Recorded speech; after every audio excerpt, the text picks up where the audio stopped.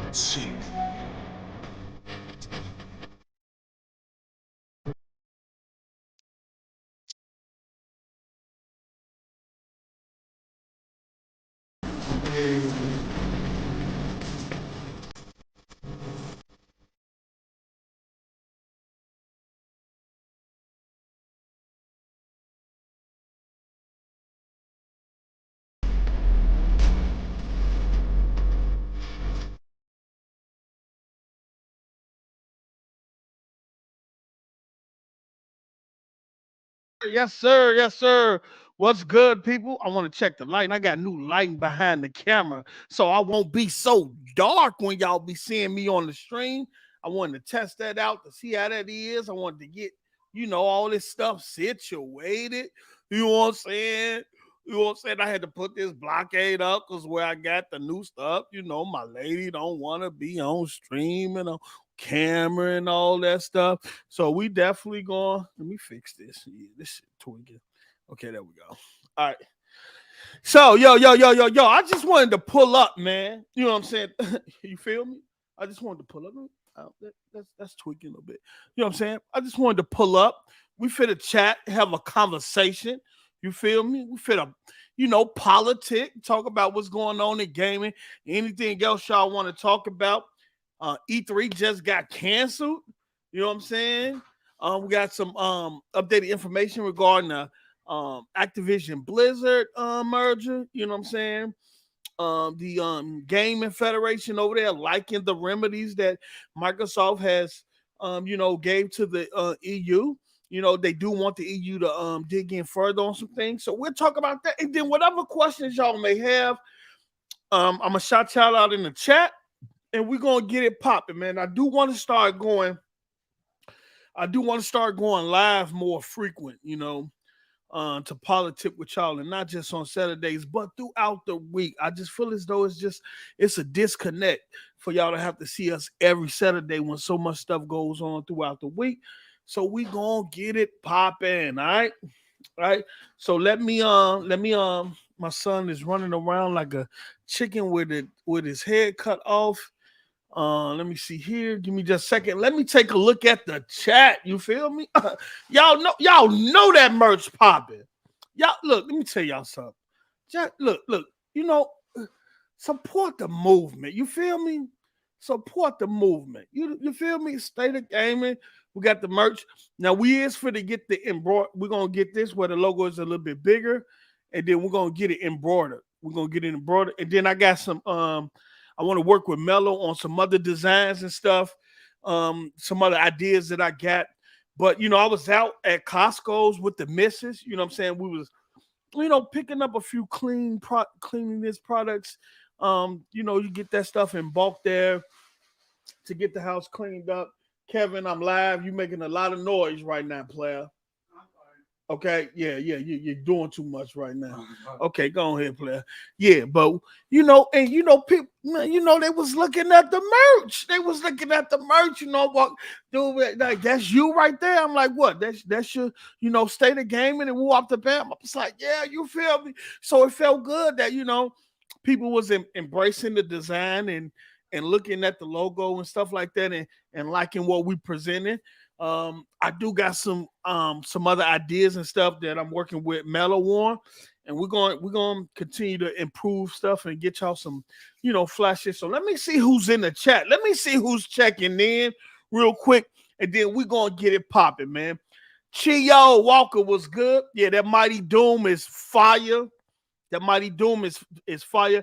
I got some video footage of it, of me playing on cell phone. I was trying to upload it, but for some reason, Twitter won't upload it. Every time I try to upload it, it gets stuck. But I'm gonna see if I can get it uploaded, because they say post don't play no game. Specifically, post don't play no Bethesda games, but post play Mighty Doom. You feel me? So you can no longer say that I don't play or haven't played a Bethesda, even though I played Wolfenstein and a couple of, I might didn't beat the game, but I played it to see if it was something I can get into. You feel me? They be on my head about these games, so what I'm saying. We're gonna talk about that. Focus, what's good? Focus, Bria, what's good? South Star, always a pleasure. The pony in the building, 6200 block. Dre, what's good? My brother Play, it's good. My brother Play is in the building. He is a very righteous man. He is a very Christian man, and he's a very godly man. He's always, preaching the word, the words of the Lord. And so we always need his presence here in the chat so he can bless everyone in the chat and myself. So shout out to my brother Play. He said, post up first question. When you gonna stop? Hey, brother, look, let me tell you something. We're not fit to do that. Don't put me out there like that. Now, I don't move him. Now, let me play. Let me tell you something. We're gonna start this right here. Look. I get on my girl about this all the time, because it seems like every year she wants to move to a new. I'm not with all this moving every year. I just got on her ass about that. You know what I'm saying? Shout out to Trey Mack. Trey Mack premieres. What's good? Who else but who else? 22, what's up? Pat Man Jones was up. I'm still a little bit under weather, got a little cough, but we gonna be okay. Sonic Ring, what's good? Let's go. You already know. Real Free, what's up? King Reaper 7-4 Gene. And if you don't know what the 7-4 mean, don't let that go over your head. I am Mike, one of the baddest bots in the land. Stinger 77, what's up? Dolo with a shirt on made out of polo. We up here solo. Now, let me leave you alone, Dolo. What's good? Video Gaming, shout out to you. I see you on Twitter putting in that work. Keep putting in that work. Master Indiana Kirby. What? You a master? You Indiana and you Kirby? Oh, you know what I'm saying? Jerron, what's up? Teddy Payne for me. Teddy Payne in the building. What's good, Teddy? Yes, sir. Yes, sir, Teddy. That is the gold. That is the gold. Let me see here. We got Sergi 24, Enzo. So many new people in the chat. So many new names, yo. I am loving it. Fark was good. Fark. What else? Who else we got here? Jerron with the $2 on the block with post up. You already know we posted, and I ain't talking about Shaq. You feel me? You know what I'm saying? Thriller Ali was good. Volcanic, look, Volcanic. We ain't volcanoing up in here. We ain't, we ain't volcanoing, but shout out to you, Volcanic. Shout out to all the new people, all the new names in the chat that I'm seeing for the first time. Thank you for showing up. Thank you for supporting the platform. And we're gonna kick it today, man. Like no specifics on what the direction of the conversation is gonna be. I'm gonna let y'all drive the conversation and things like that. I'm gonna be paying attention to the chat, whatever questions y'all have regarding anything gaming, anything with the merge and stuff like that. You can ask me, and I'll do my best to answer it to the best of my ability. But I just wanted to come on here and just have a general conversation with y'all. What's going on with y'all? How life is treating y'all? How your day been going today? I know somebody ain't. I know a lot of y'all in the chat, right? Been out all day and ain't nobody asked y'all, what's good? How you doing today? You know what I'm saying? How life treating you? How your day going? So I'm asking you because I know sometimes we need that. Just a simple question of, man, what's going on? How you doing, man? How you feeling, man? You know what I'm saying? That's how we doing. We're gonna dap it up. You feel me? How y'all doing? How y'all feeling, man? How life is treating y'all, man? Hope everything is good with everyone. Hope everything is good with your families and your loved ones, and you're having a blessed and prosperous day. But what's good though? What's going on with the chat, man? Can we get a pack of pal? A pack of pal? Fuck, I ain't seen pack of pal in a minute. Unless that's your other account, pal. Fart. Hello, what's good? I don't know what that's an emo. I don't know what to call you. All I see is a pair of glasses that's telling me hello. But shout out to you because you showed up. So what's going on, man? I get in from the house. I get in from the store, right? Went out to Costco's and we got some stuff and for the house and getting stuff situated and cleaned and stuff like that. And also, Fart, you pack a pal too. Pack a pal, a pack a pal. Hey, hey, that's crazy, Fart. That's you be lurking, huh? I see you. Garcia, what's up? What's good? What's good? What's good? Glad to see you join. Video Gaming said, lost my job in Oklahoma due to baby mama drama. Had to move back to Illinois with my daughter starting all over. It's a struggle. Wow. Wow. Well, you know what, brother? I just want to send some positive energy your way.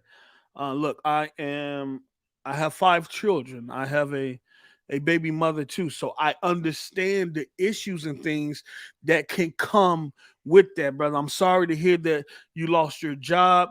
But I wish you all the best.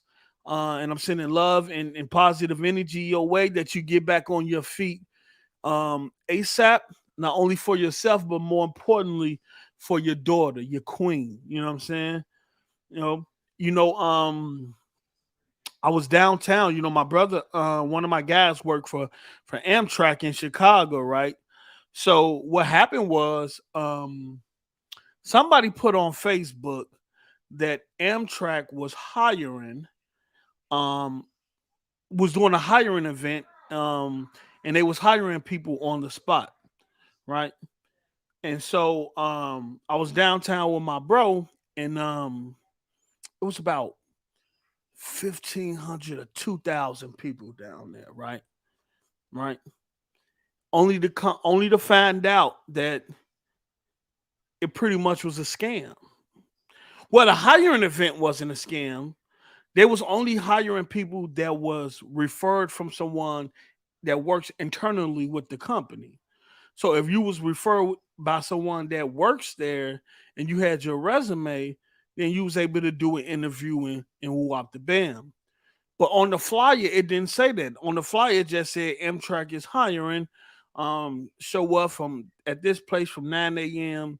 to 3 p.m. and they're hiring on the spot. You had over 1,500, 2,000 people down there. And they even the Amtrak logo that they used for the flyer, it was an even bogus logo. So you had people down there that was like it was, man, it was packed. It was packed. The whole grand hall was packed. And you had people down there with the expectations that, they was about to get a job or about to get hired. And come to find out, that whoever created that flyer lied. And so the lady who was running the event, she did right bad. She created this paper with a QR code where people could scan with their phone, get their information, just to let them know that they showed up to the event because they was overwhelmed. They was really overwhelmed, and people was really disappointed. And you don't play with anyone's livelihood out there, especially with today's economy and what's going on. You got a lot of people out here that's looking for work and things like that, and for you to set them improper expectations, and you got damn near 1,500, 2,000 people down there lying long as a football field of people expecting to get hired and stuff like that, man. It was crazy. A lot of people was mad and stuff like that, but hopefully Amtrak keep their word and reach out to the people who showed up, and things like that. Because the flyer said they was trying to hire 4,000 people, 4,000 workers for all type of positions, and the people showed up, and they found out that that flyer was a scam. It's crazy, but definite video. I've been there. I've been in situations with the mother of my children and things like that. So I definitely can relate. I might not relate to the situation in terms of what you just explained you're going through, but I know the difficulties that you can go through when two parents are not seeing eye to eye, man. But all more to you, brother. I hope you find a job soon and get back on your feet, man. Let me see here. Post up. I saw you on Double Barrel Gaming. Well, hold on. Let me see who we got here. Let me look at these. Let me do this here. We're gonna go up because we finna have a conversation. Yeah, you know what I'm saying. But thanks, video, for even putting that out there. And opening, allowing that dialogue to take place right now, because I think we have to learn to be honest with our situation. Be honest with ourselves and with our situation, because what we're going through, somebody else might be going through something similar, and when they hear your situation, they be like, "Man, yo, I thought I was going through something. Your situation look," and that type of dialogue and stuff like that can help kind of help us ease in terms of the things that we're going through when we realize what other people is going through as well. And so yeah, man. But we wishing you all the success and positivity and prosperity in the world, man. Get back on your feet, man. Be there for your young queen. You know what I'm saying? And that's the only thing that matter at the end of the day. You know what I'm saying? Alpha Booms. Let me see here. Safo, you put Alpha Booms podcast. He couldn't hold you back, folks. That's rough. Yeah, it is rough. It is rough, but and then Thriller Ali, I saw you on Double Barrel Gaming. Good look, yes, sir. Trying to reach out to build a platform and grow the platform. And you do that by, connecting and collabing with other people who have probably brand and platform is bigger than yours. That's the second time Boom has reached out to me to get me on the show, and I definitely appreciate it. Definitely had a good time. Definitely a good dude. Shout out to Everborn Saga. Shout out to K Asante. Everybody that was on the panel, man. I get lost for names and stuff like that, but shout out to everybody on the panel. It was a really dope show, man. Let me see it. Oh, we not doing that. Hey, Star Traffic. I ain't gonna be. We not finna do no politics over here. You know, we gonna keep it clean. We're gonna keep it clean. Shout out to MCAT28. He say, "What up, Post? Glad to see you reaching out and connecting with others in the gaming community. Your channel is growing. That is the goal. That is the goal. To build, to grow, to collaborate with as many people as possible and see where this thing can take us. Shout out to my other panel member and brother 706 Gamer is in the chat. Yes, sir. Who else we got here? We got Jet Fan 95, Bobby Kodak, head of 343, bro. New Halo will be out every 12 months. Stop it, stop it. Verge, what's good, Verge? My brother Verge, Brizzle, Elso, Felso, you feel me? Thanks, Fark. Really appreciate that. Really appreciate that. Then Vinny say baby mom has came back 5 times and left 6. My daughter isn't even 4 years old yet. She tries switching jurisdictions to Oklahoma, so I couldn't leave and stay with my daughter. Wow, wow, wow, wow. The main thing I take out of that, brother, and I ain't gonna point fingers. I'm gonna be straight up with you. I'm gonna be straight up with you. Because sometimes we need honesty. No matter how much it hurts, right? To hear it, sometimes we need to hear it. The first thing I get from this came back 5 times and left 6. I know you know where I'm going with this.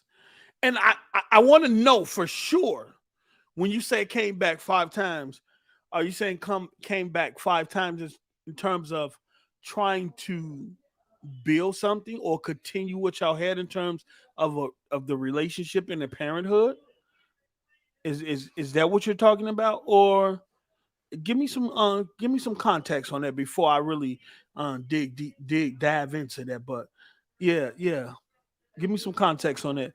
Jet Fan 95. I don't think COD is going biannually. Too much money will be lost yearly. Plus, it's good to keep for Game Pass subs to have a new one in the service every year. I disagree, Jet Fan. I disagree. And just like I said on Boom Show, I think COD gets its own studio. I think it gets its own building, its own developers that's dedicated to wanting to do COD. I do think COD goes biannually because when you're Forza is a perfect example, right? Forza is and I'm talking about the motorsport, which used to come out yearly, right? For the motorsport used to come out yearly, right? You had the Forza Horizon drop, and then you have Motorsport, right? When you do that, things start to get stale. What you're doing, you don't give yourself time to breathe because if you drop one year, once that game release, you're going right back into the cycle of creating the next version for the next year. There's no window to breathe, to sit back, to reflect, to really dig in and thinking. That's why Forza Motorsports had to take a hiatus. It wasn't really improving from year to year. And Microsoft said, you know what? We're gonna that's why you ain't seen the Forza what? In what, 4 or 5 years? Yeah, you can't when that yearly stuff, man.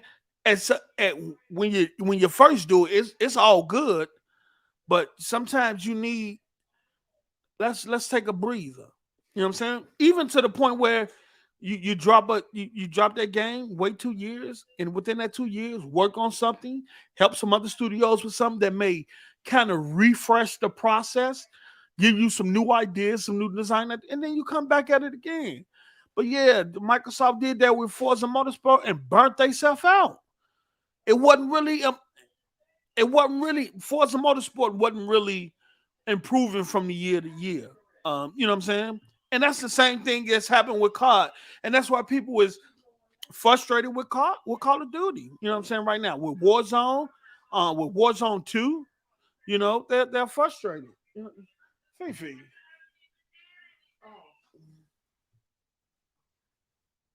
Mm. That's why people are frustrated. So you go on that biannually. You know what I'm saying? I look at it like this. If I'm Microsoft, right?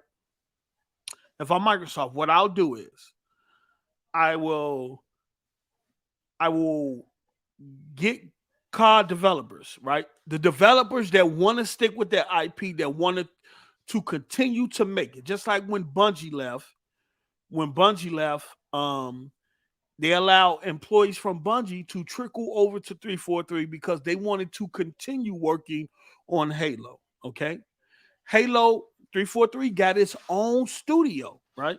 Its own building dedicated to Halo, right? So what you do the same thing with Call of Duty, okay? We got all these multiple studios in Activision with all this talent and it's not being utilized. So what I want to do is, who out of all y'all want to continue working on COD? Okay, raise your hand. Okay, y'all get over here. Let's build them a new building. Let's call it the Call of Duty building. This building and these developers, this is going to be a dedicated COD team. Your main focus throughout every 2 years is to put out a great COD game, whether it's Warzone, whether it's mobile. This is going to be the task of this studio. So you're going to do game, you're going to do content, DLC, you're going to do merchandise. All of this studio is going to do that, just like the Halo studio, right? Right. Outside of that, the rest of the teams, you guys now have the freedom to get back to creativity, to get back to what you all do best, creating and building incredible stories and new IPs.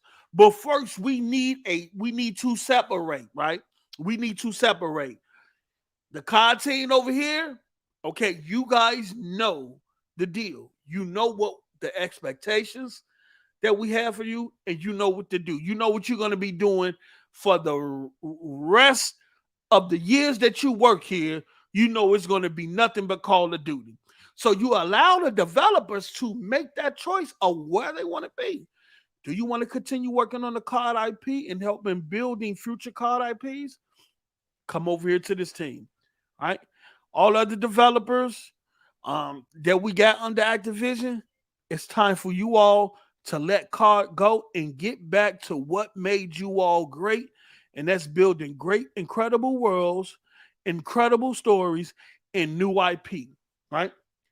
I think a lot of developers in Activision is yearning for that.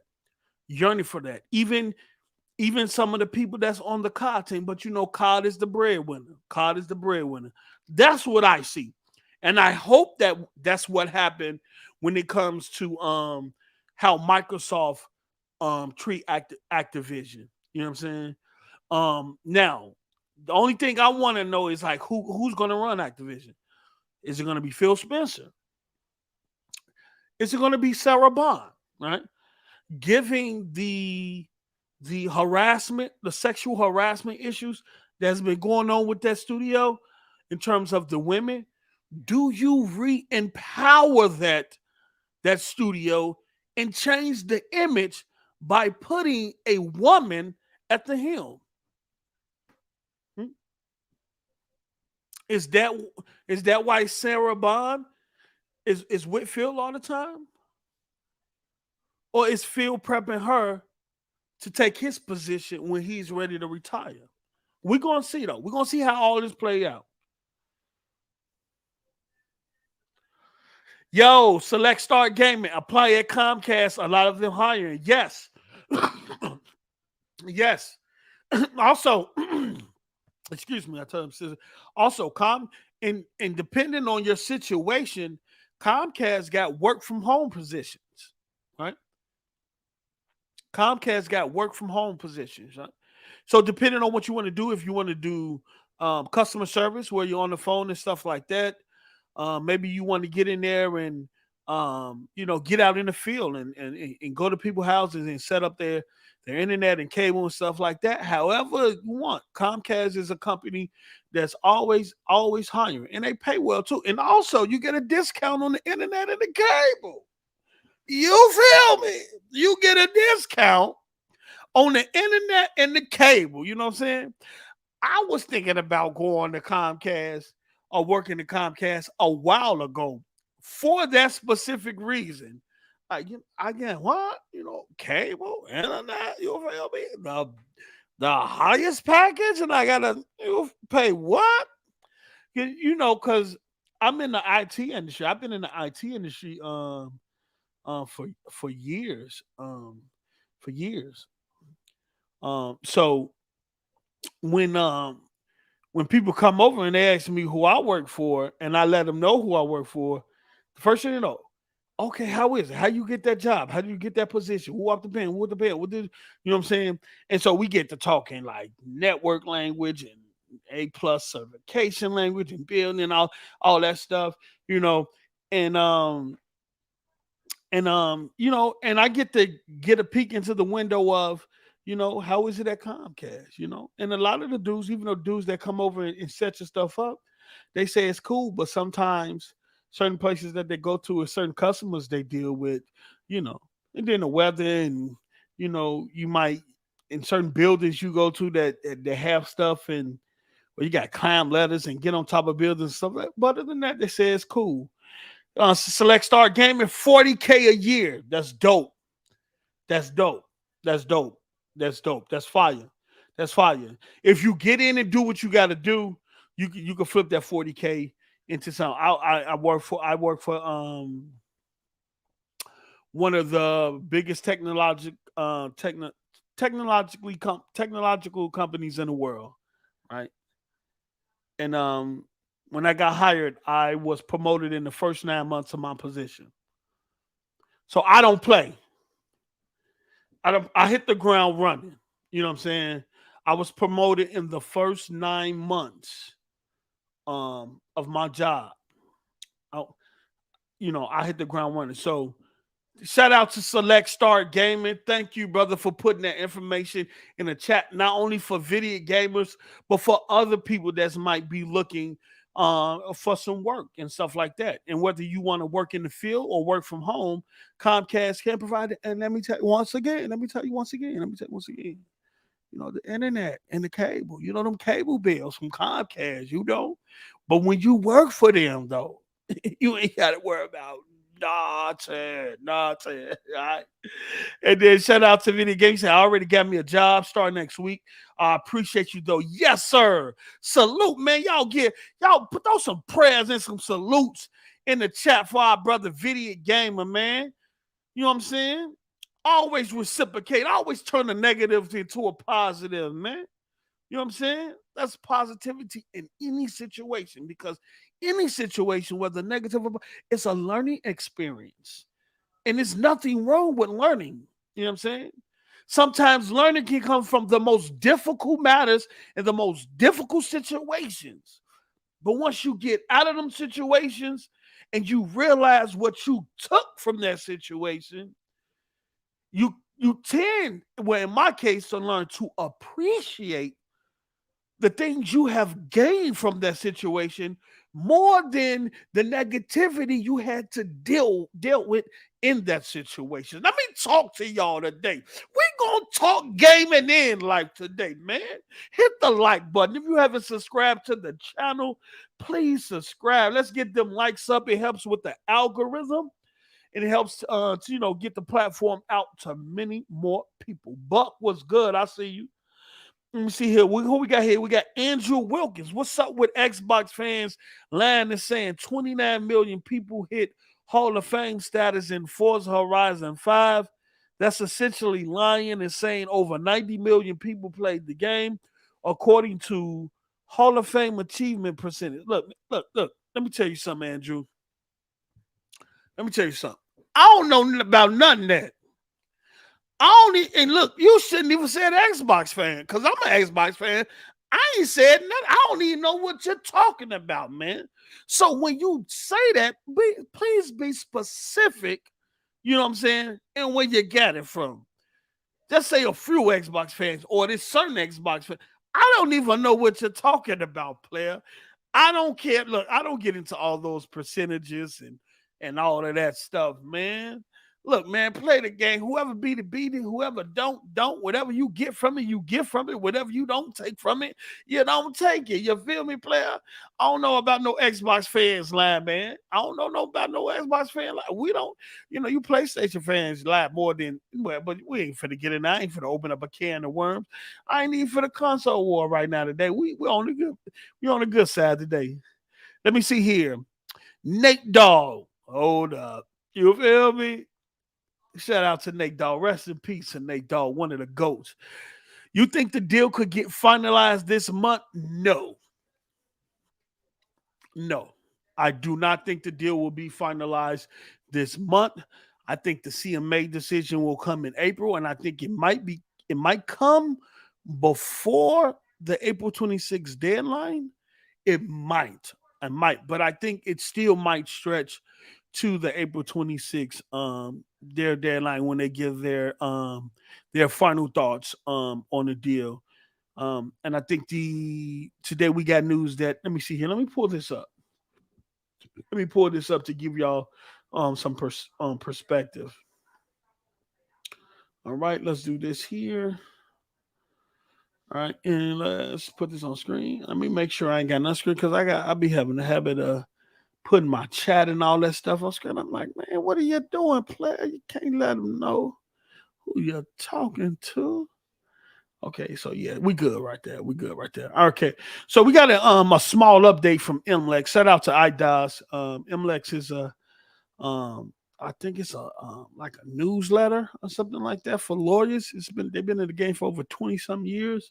So they definitely credible. They said Microsoft remedies to address EU competition concerns have received broadly positive feedback from the association representing video game developers in Europe. And we know what that association is. That's the European Games Developer Federation, which was generally pleased with the remedies offered. But it has encouraged the commission to further investigate how they will work in the future when the cross-platform distribution of games becomes more common. Sony and Google have criticized the remedies proposed by Microsoft. Sony, why you still whining? You lost a console hardware space, which is where you was really trying to hit Microsoft. What, you ain't even really focused. You chose VR over cloud. So why you over here complaining? And Google, you dropped out of the game, period. Right? You killed Stadia. But we know what Google on, right? We know what Google on, right? Google doesn't want Microsoft to get Activision because Google do not want Microsoft to enter the mobile space. Google do not want Microsoft to challenge them in the mobile space. That's the only reason why Google have any issue with this deal is because they're trying to protect their dominance in mobile, and Sony is trying to protect their dominance in the console market. But we know how that went with regulators, all right? But no, I don't think the deal will be done this month. I think sometime in April we should get a lot of news. We should get a lot of news from other regulators. That's still. Let me go down here. Go here, and let me go to that tweet. Where is it? Oh yeah, you see that merch? Y'all see that merch, man? Y'all see we cooking, man. We cooking, man. I was out in the field, boy. They was loving the merch. Let me see here.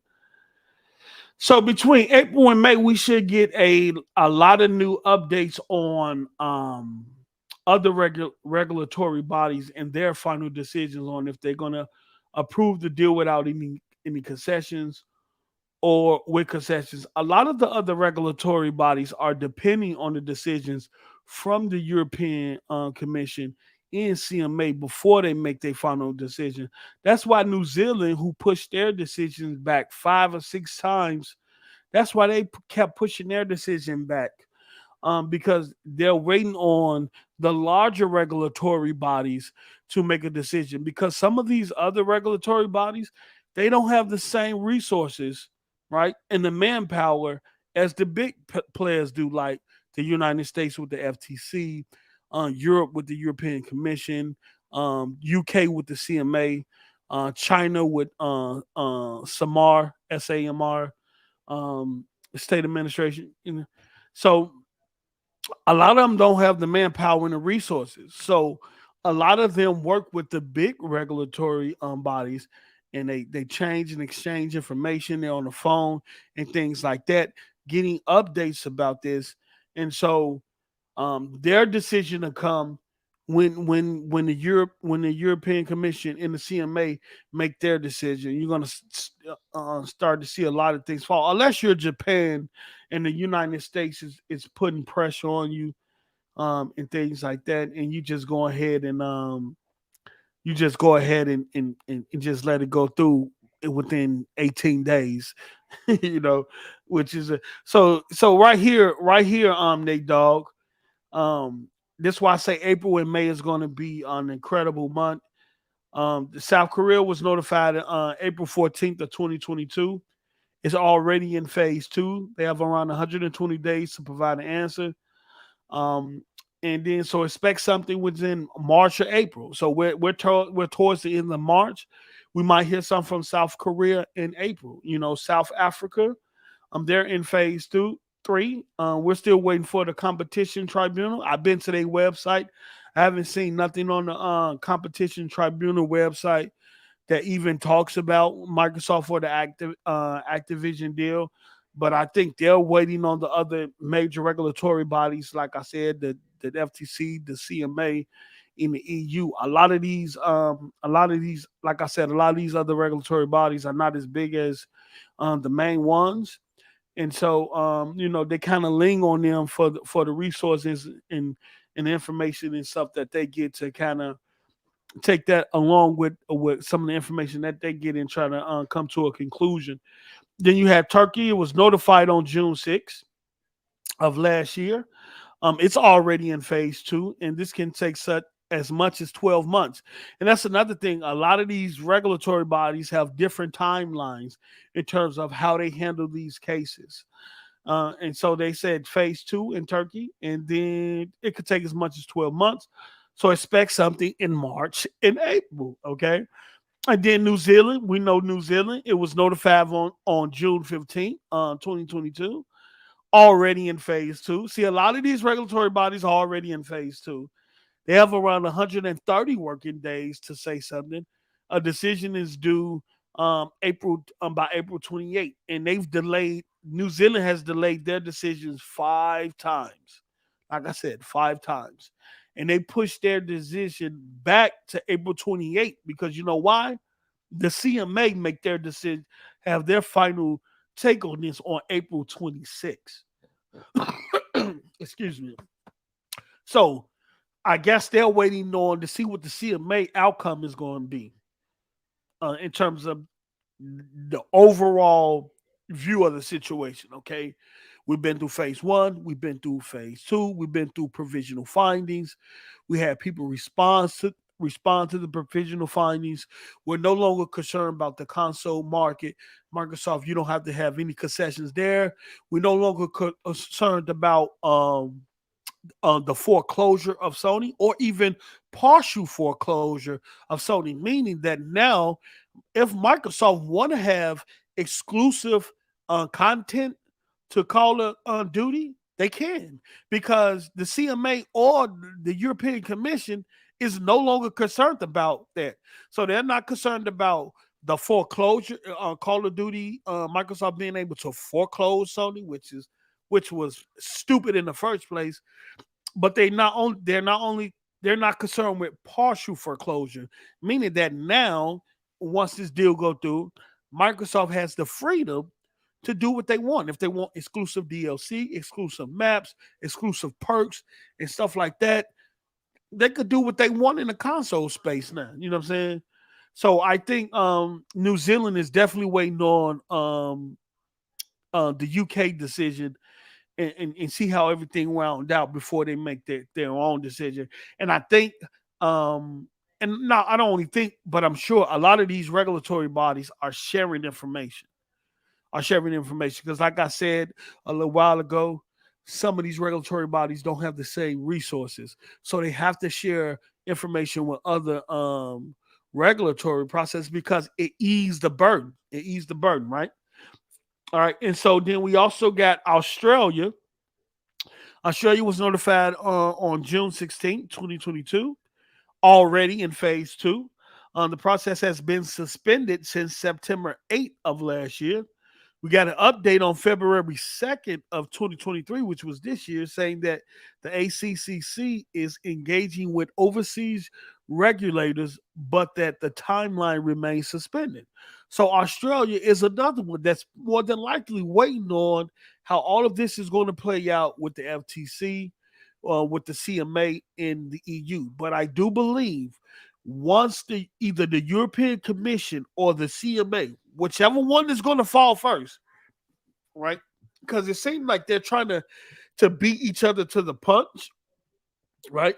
Whichever one is going to fall first, is going to start the domino effects. You're going to start seeing other regulatory bodies say, "Okay, approved, approved, approved," depending on the outcome, right? And then we know about the UK, which was notified July 6th of last year.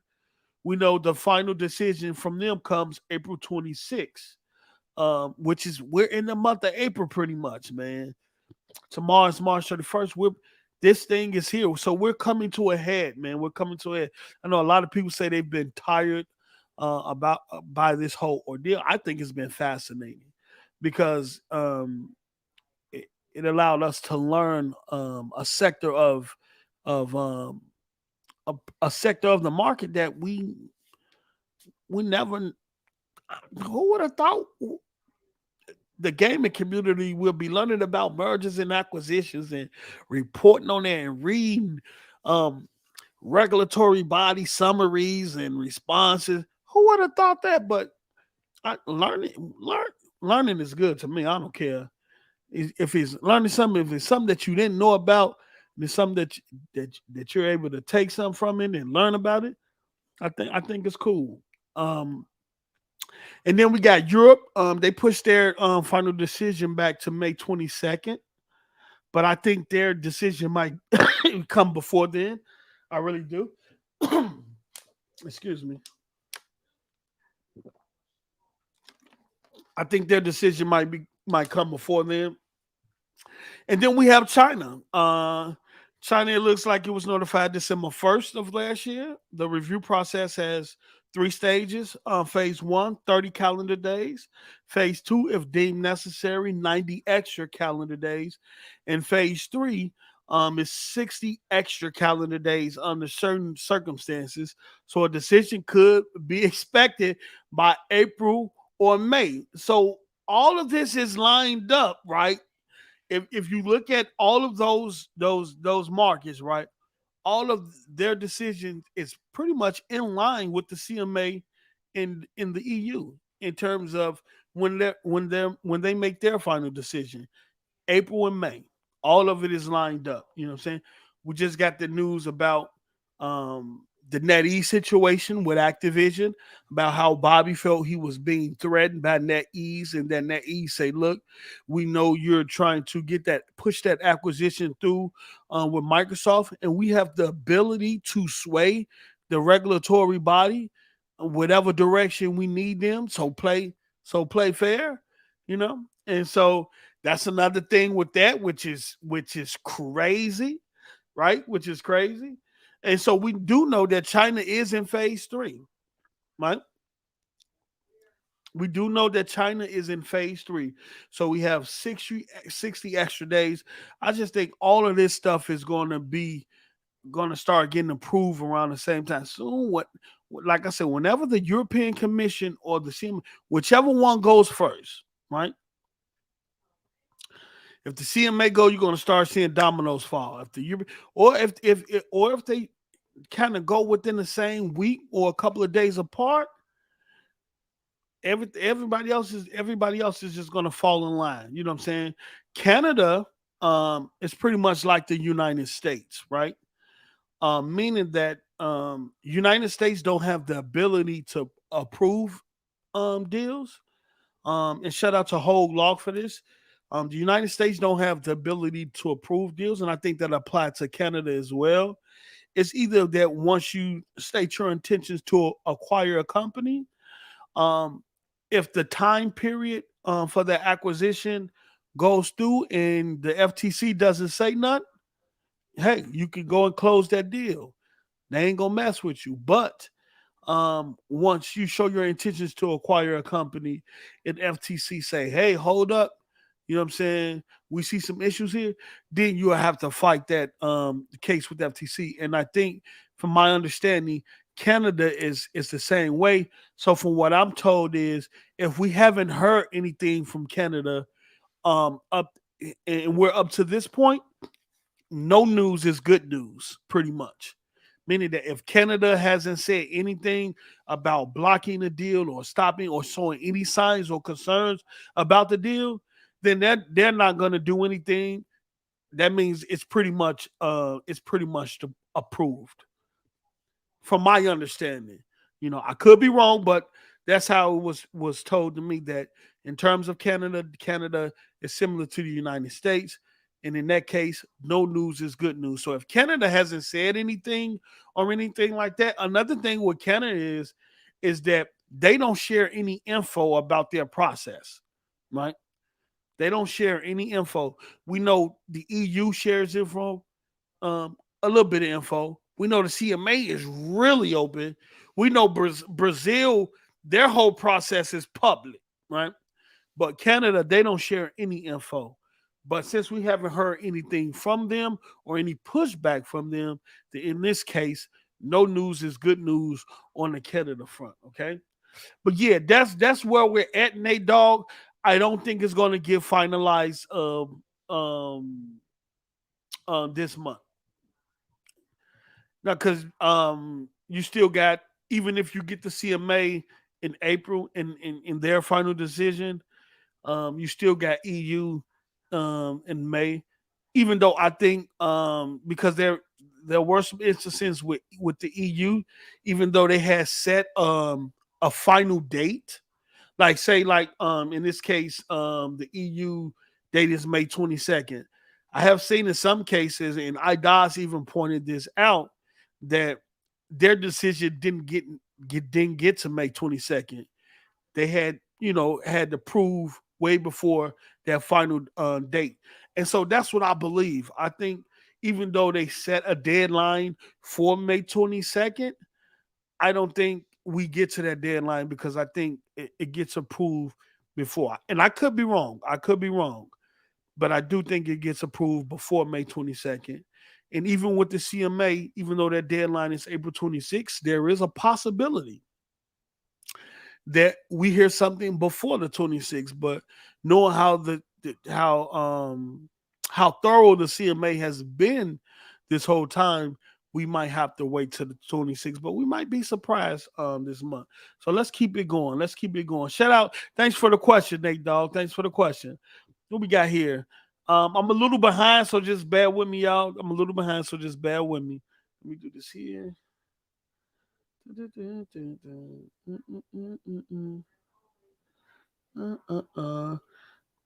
me see here. Yep, I got super chats and shout out to Dirk Griggity with the $5 super shot chat. Shout out to you, Post. F these ponies. Facts. Facts. That's how we coming this year. No holds barred. You feel me? I just want to make sure I got everything. Okay, yeah. All right. All right, so we got Master Cyberhead, which is a new name that I've seen in the chat. Shout out to you. Hey, Poster, this may be something, but considering the report that Bard is using Chat GPT's data, think there is a case for this term AI? Yo, that whole AI stuff is crazy right now, bro. And I need to start doing my research on it. You got people out here created Kanye voice with AI. Somebody just did Jay-Z. Do you know the implications of that? It's bruh, bruh, but that's great. I didn't know. So you're saying that Google AI system is using some of Chat GPT's data? That's crazy. That's crazy. Hey, who we got here? We got Brother Through Age. Okay. Let me see here. Let me keep going. Okay, what I post was Snooky. What's good, Snooky? Okay, shout out to Master Indiana Kirby. That's a crazy name. Master Indiana Kirby. Shout out to, okay, he said question about the CMA. Do we know if they took another look at cloud concerns and kept them when they took another look at console concerns, or is that next for the CMA to look at again? Well, what we know, if I'm understanding your question correctly, the CMA had concerns about both. They had concerns about uh, the hardware space, and they had concerns about cloud space, right? Recently, as Microsoft corrected them in terms of the incorrect math they used to try to justify a substantial lessening of competition. After they corrected that and Microsoft submitted additional information to support the math, the CMA did something that they only have done one time, right? They went back. They had to retract their provisional findings. And so they had to come back and change it up. They've only done that one time, right? And the one time they did it, the acquisition was approved with concessions and that it didn't need divestitures. Okay. So in this case, once they corrected that math error and Microsoft submitted the additional information, the CMA said, okay, in the hardware space, we see no substantial lessening of competition and we see no partial foreclosure, right? Because now that we have the correct math and the correct number, they say it'll be stupid for Microsoft to make Call of Duty exclusive to Xbox, meaning knowing that now we know how many billions of dollars they will be losing over the next 5 years, right? Right. But they still have concerns in the cloud space, right? Even though cloud is a nascent market, we don't even know what cloud is going to be, what is it, or what type of a market is going to form, right? But I think these regulators want to get ahead of it because they know how Microsoft is and about Microsoft having Azure, right? And competing in the cloud space with Azure and stuff like that, the regulators is want to get ahead of that market and try to tame it so Microsoft pretty much Microsoft don't run away with it. But yeah, the hardware stuff Master Indiana, that stuff is over and done with. Microsoft got to go ahead to do what they want to do. Um Even though the CMA say, hey, it'll be stupid for you to make this game exclusive to Xbox, given how many billions of dollars you'll be losing over the next 5 years. But we can't tell you how to run your business. We're not going to tell you how to run your business. Our main job is to maintain for the consumer and make sure there's a level playing field, right? That's our only concern. We just want to make sure there's competition, there's a level playing field, and want to make sure that the consumers are not getting shafted in the process. So, in terms of the console space, they came to the conclusion and say, look, this will have, whether Sony has Call of Duty or not, they won't be impacted. Sony will still be Sony. They'll still be able to exist and whoop the bam. So that's Microsoft could do what they want in the console space. They don't have to make any concessions with Sony, right? They don't have to offer them a 10-year contract or none of that no more. If they choose to take Call of Duty exclusive, it'll be on them to do so. It'll be on them to write off them billions of dollars they'll be losing. It's their choice because, like I said, the regulators is not there to tell you how to run your company. We just want to make sure it's a level playing field. And then the hardware aspect of it, it is a level playing field, right? And that's what they came to. Now, in the cloud market, that's a whole different story. And I think Microsoft um, I think Microsoft knew all of this. I think they planned. That lawyer's been on the ball. They planned ahead for all of this, and that's why Microsoft's saying, look. And I think this is I think this is what they need to do with COD. COD needs to be the new Minecraft, right? It doesn't need to be exclusive to Xbox. It needs to be in many hands as possible because the more hands COD is in, the more money and bread they get. You see what Minecraft is print money. Minecraft over there print money like GTA print money. You feel me? So COD can have the same the same the ability to do the same thing in terms of the GTA numbers and the Minecraft numbers. So you put it in as many hands as possible. That and eat, right? Then you put it in Game Pass, right? And we know what Game Pass do. It subsidizes the cost of the hardware. It will help subsidize. Call of Duty will come along and be help. And Microsoft subsidize the cost of a lot of things in terms of the hardware they make, the streaming devices that they're going to make. So that along with Game Pass is going to be an incredible package, man. But hopefully I answered your question. I was kind of hard to understand, but I knew where you was going. So yeah, let me see here. MK 5 year Forza is the best Forza. Forza Motorsport always have been extremely boring to me. I tried it recently. Forza became lazy. Okay. Let me see. Forza Motorsport became lazy because they got no competition for. And that's what I was saying about people were saying that COD needs to be still be yearly, and I no, allow developers time to step away to refresh. Forza Motorsport was down there coming out every year, and people like what ain't no different from last year. Was just you all the thing you did was add this and change this, and that's it. Um, I would love to see what a new card would be like once they take a take a break from it and don't and it comes out 1 year and say, hey, we don't got to worry about doing this, for another 2 years. But you start the groundwork on it and stuff like that because within that time of space that you get to fall back a bit, you can kind of see what your associates and your companions are doing around the industry, right? You can see what other people doing in their games and stuff like that. Then you can kind of build new ideas and concepts and stuff like that. You know, start to bring stuff out yearly, man. That's stuff you get to running out of ideas and you get to running shit into the ground, man.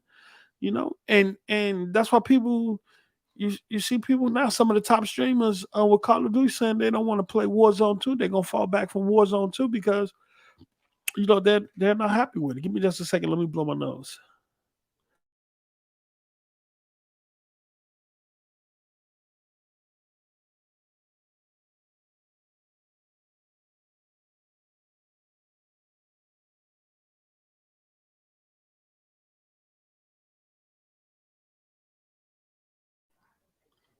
Okay, we back. We back. Okay, so let me see here. The Ruham, shout out to the Ruham. What's up, brother? One team gets to work on Call of Duty, and the other king team gets to work. It's three different teams do it in Call of Duty, I think. Yeah, and see, and that's what I'm talking about, the Ruham. I think that all of that gets consolidated into one team, right? I think it I think you um because if you look at Minecraft sits off on its own. Minecraft ain't even under the Xbox Game Studio. Whenever you see Minecraft, you see Xbox Game Studio, you see Bethesda, and then you see Minecraft, right? So Minecraft is an entity within itself. It sits off on its own. It got its own developers in its own building, and they do their thing over there, right? I think you do the same thing with Call of Duty because it's that big of an IP right now where it becomes its own entity, right? Look at me putting this up on the screen again, right? You feel me? The message is up on the screen again. Look at it. Like, I always do it every show. All right, right. But let me take this up. I always do it every show. All right. So I think it's big enough. I think it's big enough to become I think it's big enough to become its own entity, right? Like Minecraft is, like GTA is, right? And I think if they allow the developers to go back to the drawing board, give them some breathing room, say, nah, we're not doing this yearly. We can do this every 2 years. Give them some breathing room, give them some time to sit back and get it back to where people want it to be. I think you got some. I think you got something great there. Let me see here. Andrew Wilkins, GT outsells Motorsports and Horizon games combined every gen. Forza games are no competition for GT. GT Sports sold 14. Okay, you okay? So you're a pony. You're a pony, right? You're a pony because you're coming in talking. Y'all, when the last time y'all talked about? I only see a few people on Twitter talk about GT Sports or GT Grand Theft. Y'all don't even talk about the game. Look! Don't come in here with that ponyism. Don't come in here with. We're gonna see. We're gonna see. GT is a very. I won't take nothing away from Grand Theft Auto. It is a very successful IP. Okay, it's $1 billion franchise, and it is well respected in amongst the race enthusiasts. Okay, so I won't take that shine from that. But Forza did when Forza came in the game. Forza changed. Man, Forza came in hard. You feel me? You can't take none. Both of them are great IPs. We're gonna leave it at that. Buck say Call of Duty, COD take off 2025, then back to annual releases. Y'all with these annual, I think it's gonna be biannual. I think Microsoft gonna change and mix things up, man. And they're gonna have to. They can't leave Activision the way it is, right? You got all of those studios over at Activision, right? If you look at how Game Pass works, right? If you look at how Game Pass works, then you'll know that they're gonna need all of them studios doing their own thing, right? Especially at the rate that Game Pass needs to be fed. Especially if you're trying to drop a AAA game every 3 months into Game Pass, right? Right? You can't the to maximize Activision Blizzard King. You can't leave Activision the way it is now, with all of them talented studios just focused on COD. You can't. You have to allow to relinquish some of that responsibility, right? Develop a main Call of Duty team, bring in some new developers, because look, if you're Forza and Halo, if you're doing what you're supposed, you always got a job at 343. If you're doing what you're supposed to do, because Halo is going to always be a thing, or Forza is going to always be a thing. So it's job security there. To me, when I look at Call of Duty, I see job security. So you'll get developers who might want to work on COD because of the job security, right? And probably outside of that, the passion of just wanting to work on the game. I say this: create a main Call of Duty team, allow the other developers that's been sort of support studios to the COD IP, allow them Toy for Bobs and all them to get back to the things that they do best, and that is creating games and not necessarily being a support studio to COD. That's how you maximize Game Pass in terms of the number of IP you'll be able to put out. You look at all the studios that's under Bethesda creating different IP, right? Then you got all the studios that's under Xbox Game Studios creating new IP. And then you bring in Activision, Blizzard, right? And and you got all the studios that's under them on creating new IP while the main COD team is off doing what they doing. King is off killing a mobile market. Like, bruh, the rate at which you will be able to drop games in Game Pass will be incredible once everything gets once you hit the stride, right? Because it took 2 years for Bethesda to hit their stride. Now they're, Hi-Fi Rush, Starfield, Redfall, right? right? Then you got Indiana Jones, right? That's still cooking. Then you got still got some unannounced IP that's still cooking. Then you got um Elder Scrolls 6 that's that's in production alongside of while they're at the end of Starfield, right? So you got all of this cooking, right? You bring in Activision. I think the, the transition for Activision is going to take a lot longer um than Bethesda, than ZeniMax and Bethesda, right? I think it's going to take maybe 3 years for them to really get transitioned to Microsoft ecosystem, to really get acclimated and get everything where it's supposed to be, to where they can hit their stride. But when you do that, by the time the next generation goes around, you go into the next generation with Xbox Game Studios, with ZeniMax and Bethesda, and with Activision Blizzard King all hitting on the same chord in the same stride, brother, Game Pass is gonna be incredible. I'm just if it plays out like that. We know things happen. Sometimes things don't always go the way we plan to. But if I'm looking, if I'm using my foresight, I'm like, yo, if they get things to where they really want them to be, then Game Pass is gonna be a monster. It's gonna be incredible. You know, let me see here. We got Garcia. Garcia say, I keep hearing critics saying Microsoft can't manage their studios and they point to Halo. What's your thoughts? I personally love Halo Infinite. Look, let me tell you something. No one is perfect. No company is perfect. You know what I'm saying? Sometimes you do fumble the bag. You do fumble the ball, right? We know that, right? We have to understand. Microsoft came into the game industry in what, 2000, 2001, right? So, and from that, and since then, it's been a learning process for them, learning how the industry works, learning the ways of the industry, and sometimes along that journey, whether it's a 10 or 20 year journey, you're gonna make mistakes, right? But what Michael Jordan said about failure, there's no success without failure. There's no success without making mistakes. So has Microsoft kind of mismanaged on some of their studios? Some of that, yes.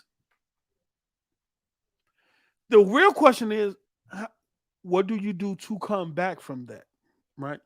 And what do Microsoft, as a company, take from that process to make the next time or the next step in the process in terms of the studio you already got and the studios you're bringing in? How do you rectify those issues, right? We know Bonnie, and shout out to Bonnie. I don't, it's hard for anybody to lose their position, but from the things I was told, she should have been gone a long time ago, right? From the things I've been told, she should have been gone a long time ago. Right?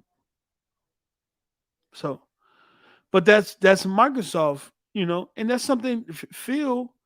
That's something that falls on Phil. You feel me? Let me turn this on. That's something that falls on Phil, right? He should have got her up out of there a long time ago, right? But here we are. They made a mistake. How are they going to rectify it? How are they going to come back from it? The Ruham, how many teams work on COD? You know what? Let me look at that. Let me look at that. I don't know off the back of my head.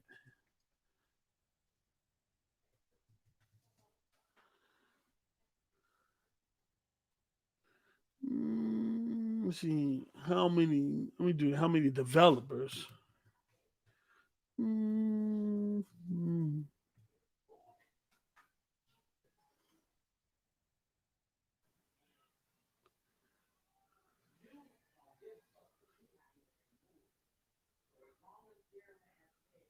Okay. Wow. Wow. Wow. Wow. Wow. Wow. Wow. Wow.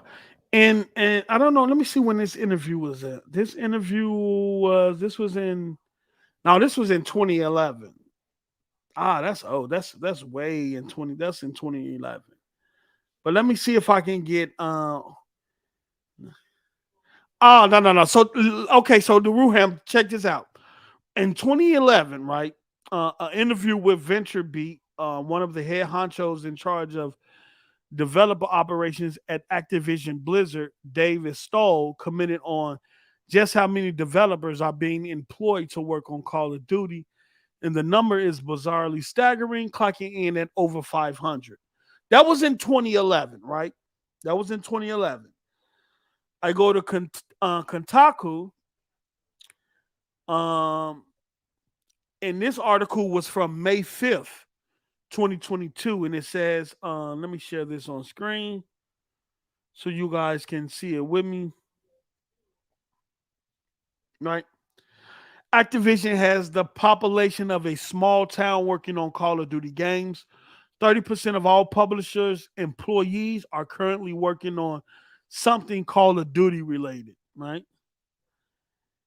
And it says here, as spotted by Tweetowns and Activision's annual report to investors, the publisher explains that more than 3,000 people are now working on the popular military shooter franchise. This represents about 31% of its total currently employed staff of approximately 9,800. That's crazy, right? Activision has 10,000 employees. You mean to tell me out of that 10,000, 3,000 is working on Call of Duty? That's crazy. Even while this means that's close to half of the roughly 6,800 devs currently working for Activision are being used to keep the Call of Duty machine running. So many bodies sacrificed to the altar of hit marks. Yo, that is crazy. That is crazy. That is crazy. Okay, what we got here? Garcia says, question. I keep hearing critics saying Microsoft. Okay, I got that already. Ozzy, what's good? What's good, Ozzy?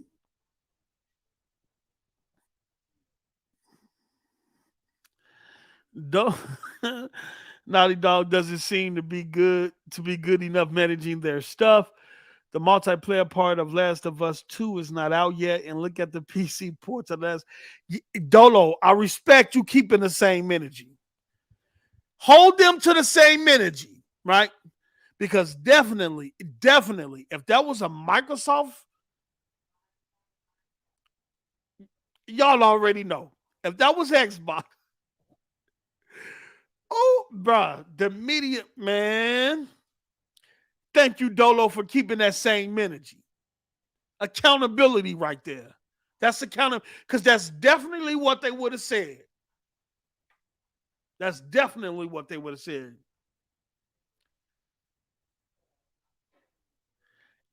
Definitely, Aaron. Definitely. I think you gotta really understand the position that Microsoft has put themselves in. And if you take off the fanboy glasses, right? Right. They came out and told you that the first 2 years of the console, they wasn't go have any exclusives. They was upfront, right? Even though they took a lot of flack and bad pushback from and pushback from the community and the media, which was warranted. They kept it up front with you. They kept it up front with you, even with the generations, right? So even though sometimes being brutally honest kind of hits them in the head in terms of the press, I kind of welcome the honesty and the upfrontness that Microsoft has had in terms of their direction, right? So they told us we wasn't going to have um, exclusives for the first 2 years, right? They dropped the ball with Halo, right? And all of that, right? But in 2023, after all of that, after we dealt with all that, they let go Bonnie Ross, right? From what I heard, they let go a lot of the developers that wasn't doing what they were supposed to do when they were supposed to do it. I'll just say that, right? They bring in the guy to run the studio that headed up the same team that fixed the Master Chief collection, right? Another great move. Another great move, right? Because where the Master Chief Collection was when it initially dropped to where it is and now is phenomenal. And we can only hope that what that guy and his team did for Master Chief over the next coming months and years, we can get that same outcome with Halo Infinite. And I think it's moving in that direction already, right? They do that, right? In 2023, right, we have incredible indie, double A, and triple A games launching day and date in Game Pass. We have had a credible amount of games launch in Game Pass, and we're only in we're at the end of March going into April, right? The Wolongs, the Atomic Hearts, the MLB show 2023, um, just a number, numerous amounts of games, right? Mhm. Then you got Redfall. We got the release date for that. We have the release date for Starfield, right? We probably get the release date to Forza Motorsport um, at this year's Microsoft presentation. I can't say E3 because E3's been canceled, right? Right. Then you get the vision of when Hellblade 2 is going to come out, which it could probably come out later this year or early 2024, right? We're going to see the progress of Avowed, probably Fable, Perfect Dark, right? So you see Microsoft starting hitting their strides right this year, going into 2024, right? In the same year that all of this happened in terms of double A, triple A, and first party games dropping day and day in Game Pass, Lies of P, uh, just so many different titles. You even got Sega that just announced recently the Exo Primal game is now launching day and date in Game Pass, right? So incredible value there, right? Then we hear about the family pass with Game Pass, right? Which is going to allow you for somewhere between maybe $25, let's say $25, for you to add 5 people to your account as long as they're in the same country as you, right? All you gotta do is add their email, right? So you got that, right? You got the roadmap to future IP coming, and in the same time, you're securing the acquisition of Activision Blizzard King to where at some point Diablo 4 is going to wind up in Game Pass, right? All of the Call of Duties, past, present, and future, will be in Game Pass or either day and date in Game Pass. Y'all gotta look. Take off the fanboy and look at the moves that Microsoft is making, right? Right? For their ecosystem, for their community, right? Because we've been saying for years we need Microsoft to compete, right? As my brother Z said, be the behemoth you are, right? Right? Didn't y'all say, wasn't it for years y'all been telling how you $1 trillion company and you're not doing this and doing that, and now that $1 trillion company is acting like $1 trillion company, people are like, well, hold on, we was just saying, you was $1 trillion company and that you should, but we didn't really want you to act like, well, the $1 trillion company is acting like $1 trillion company and they're spending money like they're $1 trillion company, and if you just step back, right, and look, right? And look at what they're laying out, right? You'll understand that Microsoft ain't playing. You could shut them, you could talk about them, you could say it's trash, you could do all that. But if you're a person of logic and you sit back and you see that what they've laid out, right? Over the course of the next 2 or 3, 4 years, maybe, it's incredible. And if this Activision deal gets completed this year, which I think it's doing, imagine you're taking all of the Call of Duties, the Crash Bandicoot. First of all, you can take the Call of Duty now that you own the IP, right? Right, past, present, right? Call of Duty IPs, right? You can now put them in there, You can 4K them. You can 120 them on the frame rate, right? You can drop them day and date in Game Pass. Open up servers to all of them. No, it's meaning that no matter which Call of Duty you boot up, you can multiplayer whatever. So you can play whichever MP you want, right? And you might even put all of them on dedicated servers, right? You might put all of them on dedicated server. Then you Diablo 4. Then you Overwatch 2, right? Hey, I think I think Microsoft is in an incredible position, right, to really kind of shake up the landscape, the gaming landscape, right? And if they do it correctly, all I'm saying, if they do it correctly, right, it's only going to push Sony to be even better than what they've been, right? And then guess what the outcome of that is that us as gamers, right? Us as gamers benefit, right? Because what Microsoft is doing now is just going to make Sony work even harder, right? And what they've been doing in terms of their IPs, right? It already forced them into the multiplayer space, right? With games as a service and things like that. So the benefits of all of this stuff that's going on with the regulation, with Microsoft and Sony trying to stop the deal, all of this is competition, right? But at the end of the day, we as gamers benefit because Microsoft is going to drive Sony to be a better Sony, and Sony has already driven Microsoft to be a better Microsoft in terms of Xbox, right? Because what you're seeing now is because let's keep it aces. It's because of the tactics Sony's been using, right? It's because of the tactics Sony been using. You tried to drive us out of the market last year, okay? You tried to push us out of the market. You tried to bap all the third party exclusives from us, okay? Cinemax and Bethesda, it go 8 billion. We good. We ain't go back. We ain't go purchase a game from you from a 1 year or 6 months or 3 months. We banned the whole company. Okay.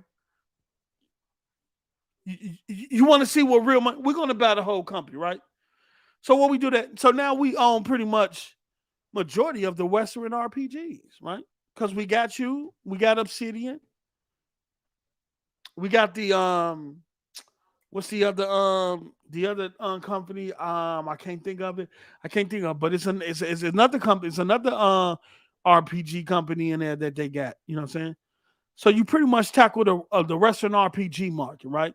Because in this since the 360 era, JRPGs haven't been favorable towards us, and that's cool. So we'll just tighten up the Western RPG market, right? We got that on lock, pretty much, right? But it's still other companies out there that do great Western RPGs. You know, CD Project Red, um, yeah, CD Project Red. Well, they're not a Western company, but y'all get what I'm saying, right? All right. And so what Sony do? Sony come into this generation, spending 300 million plus to buy up more content to keep off Xbox, right?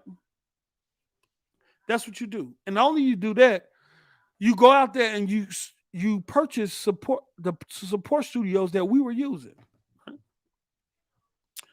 So not only did you keep buy up content to keep off our system, you went and purchased some of our support studios that we were using. Okay. All right, we're cool. All right. So Activision, let me get that. If that's your bread and butter, right? If that's what putting food, we own it now. Because then Sony come out and say that Call of Duty, the money they get from Call of Duty, help fund their first party studios. So now Microsoft soon to own Activision Blizzard. So now, man, this is chess. They're both playing chess. They both playing chess. Microsoft go, Activision Blizzard, Sony say, okay, we'll take Bungie, even though Bungie went to Microsoft first with that same deal and wanted $2 billion from Microsoft, along with the same stipulations. I think a lot of the same stipulations that they asked of Sony, meaning staying third party and stuff like that, and being able to make their own decisions and stuff like that. Microsoft, feel say, we're not gonna, give you $2 billion and we don't have no input in. Nah, we're not doing that. So all this is chess matches, bro. This is all chess matches. But at the end of the day, it's gonna make each company better. And when that happens, the gamers benefit. Okay, let's see here. All right.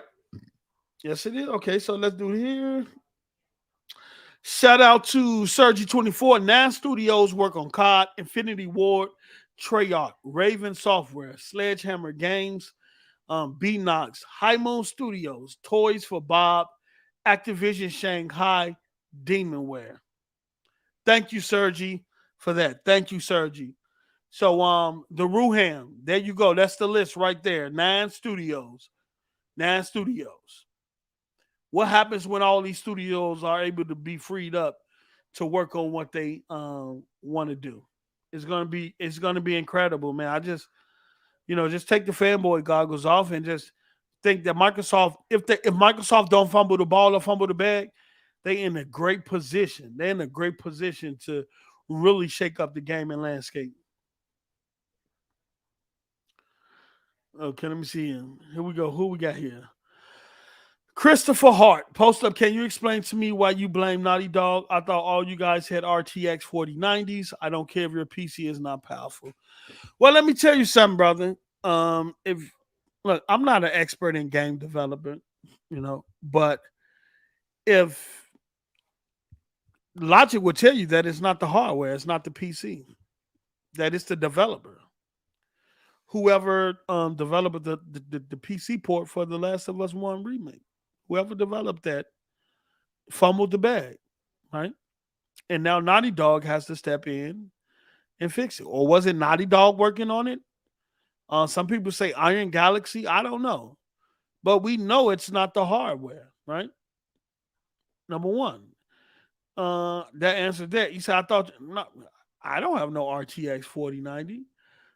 You ponies are the one always saying that you guys don't need an Xbox because y'all have these powerful PCs that y'all never able to show. You don't see people in the Xbox community saying, we got we don't talk about the PC stuff, even though a lot of Xbox people have PCs, but we never use them as an excuse of why we don't purchase hardware.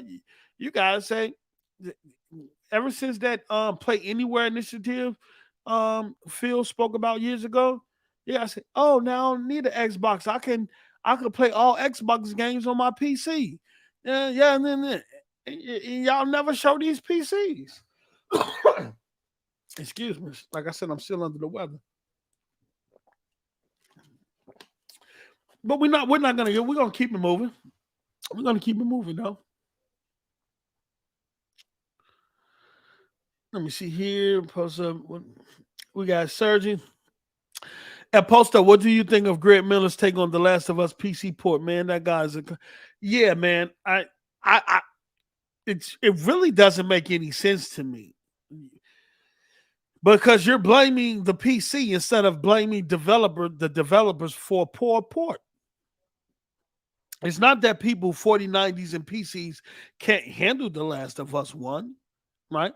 It's just the optimization of it, and whoever did the port did a terrible job. But these come from the same people who tell you not to to leave the toxicity alone, leave the console war alone and all that. Excuse me. And then they go out and be. I don't understand. I think it's just out there having fun, and I think he's doing it intentionally because It's not the PCs, it's the port. Whoever ported the game did a terrible job. Okay. Let me see. The Ruham said, "What's going on, Post? I know your oxtail eating, but see me. Yeah, I see you, the Ruham. I see you, the Ruham. Shout out to you, Ruham. You know what I'm saying? Thanks for always showing up and supporting the show. Let me get down because I think I got super chats and stuff too. I'm just kind of slowly working my. Oh, I got a lot of super. Hold on, let me get these super chats, man. Let me see here for show. Now they're saying over 90 million people. 490. Okay, let's see here.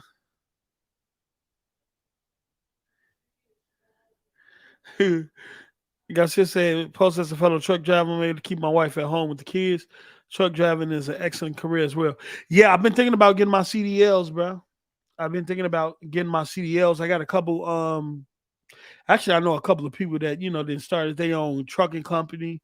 Also, been looking into dispatching because I know you can get bread either getting your CDL license or even driving the truck, or you can let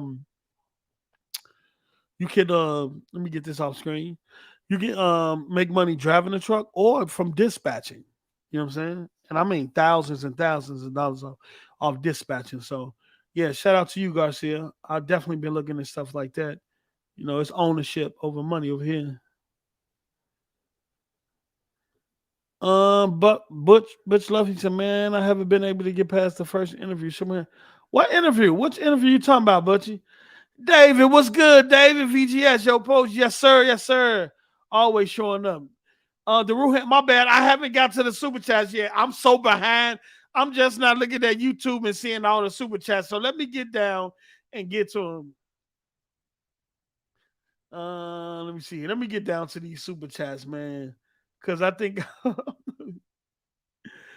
oh, hey, David, that's a bold statement saying the deal is going to pass this April. Let me see it. Let me get to these super chats, man. Hey, my Xbox Elite, man, my mods, man. If people acting up in the chat, man, you already know.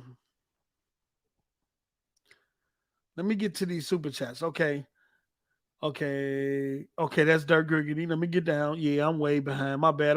I'm sitting up there slowly going through the chat, answering questions one by one. I ain't gonna be able to get to everybody's questions. So if I skip you, I do apologize.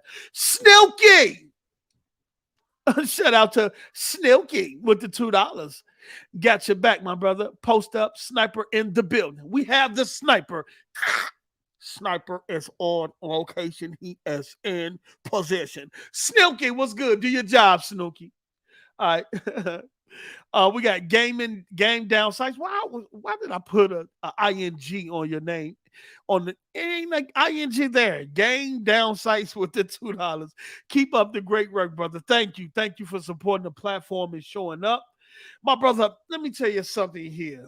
And I gotta give this brother his introduction because he deserves an introduction. My brother's a Mac City Entertainment, right? What the fact? One of the baddest bots in the land. The true. Let me see. I don't even. Man, the brother is botified. He is the true essence of botification. You feel me? He don't accept nothing from the pony. He is, even though he has every system, buys pretty much every game. He is one of the biggest Xbox bots in the community. He bleeds green. You feel me? Shout out to We Bleed Green. You feel me? And Max City with the $5, you say U.S. lawmakers from both major parties have been suggesting Japanese companies, including Sony, are in violation of digital trade deal violation. Yes, they are. Based on some of the agreements that I've seen um, about the trade policies with Japan, I think Sony will be in violation by paying to keep games off of Xbox. I think that will. I think that's that's in violation of the trade agreement, if I'm not mistaken. I'm not an expert in the area. I'm not even going to go there, but I think that's I think that's the where the violation comes comes because in the United States, Japan got free reign. You know what I'm saying? Like a lot of companies. And I think that's the issue that Activision was saying about China. They're saying, look, China could come here into the US and do whatever they want to do and stuff and be competitive in our market, but we're not able to be competitive in their market. They don't allow us to, right? Unless we go through a proxy. We have to go through a proxy in their country just in order to do business. China could come to the United States, set up shop, do whatever they want in the United States. But United States companies can't go to China and have that same free reign. They have to go through a proxy. You know what I'm saying? And then that's where the issue comes in. And then their government protects their company, right? Because the China government got golden shares in Tencent. Man, y'all, and you wondering why Activision want to be acquired by Microsoft.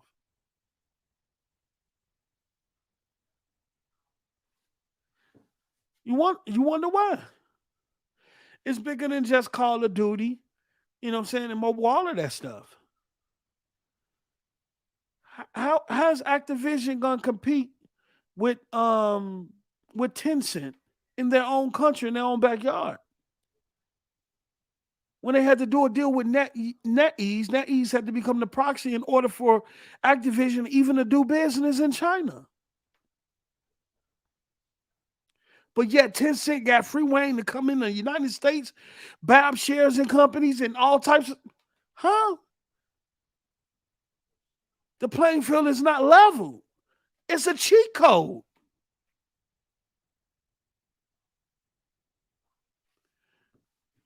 Okay, let's keep it going. Let's keep it going. Let me see here. Let me scroll. Let me catch up. Let me scroll down and catch up. Okay. Other Zinc, what's good, Ray, right now? What's good, Ray, right now? Hold on. Let me do this.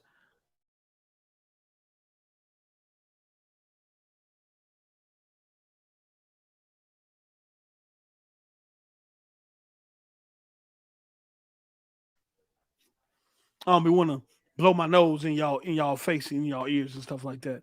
Let me see. Other Zinc says no, no post up, no. Other Zinc always hopping in the chat telling me no.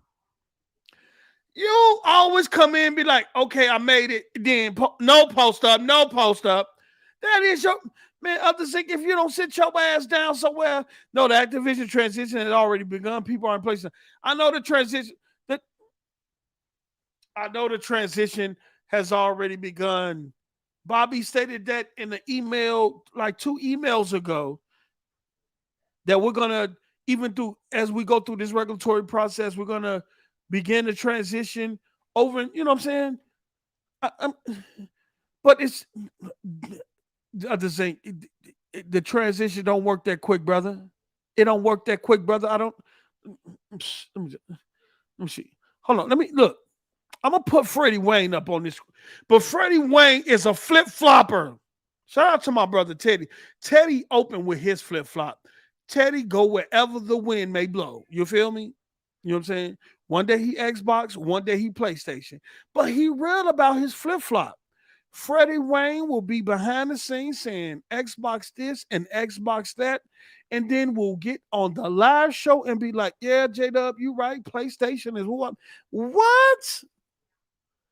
So we going to call Freddie Wayne out. He is a flip-flopper.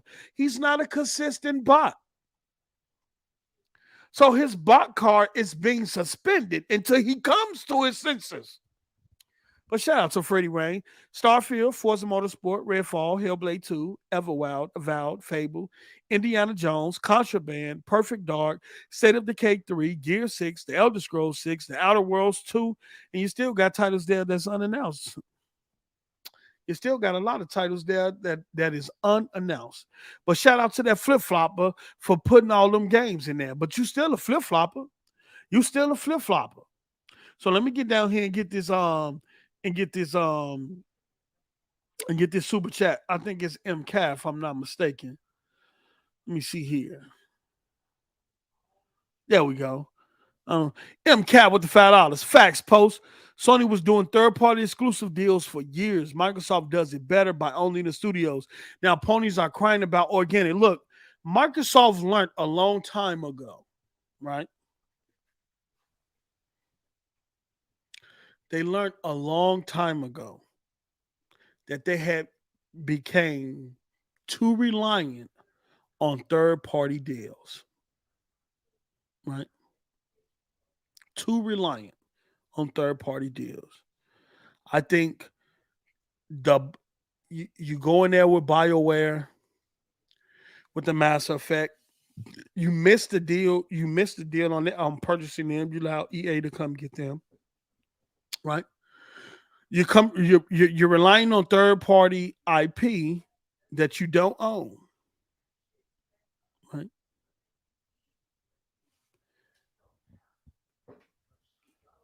They became too reliant on third-party IP. You know, look at the deal with Somniac.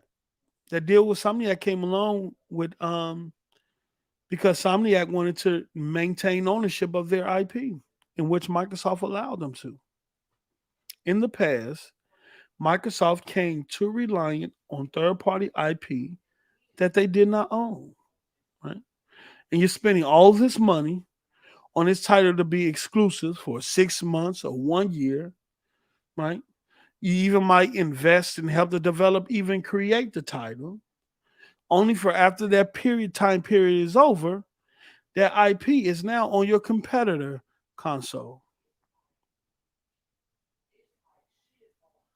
They became too reliant on third-party IP, and they allowed their first-party ecosystem to suffer for it. Right? So I applaud Phil Spencer saying, look, it's time we start owning this shit. You know?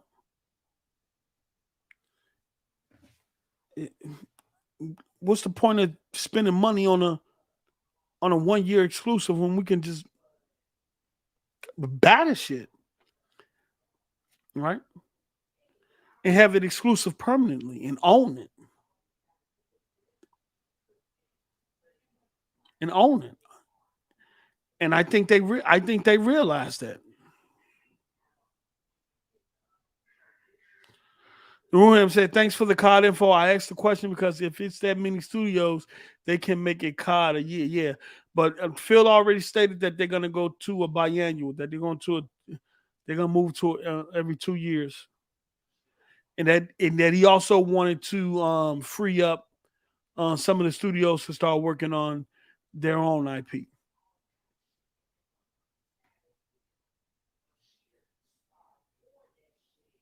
feel me? Shout out to Top Notch Box.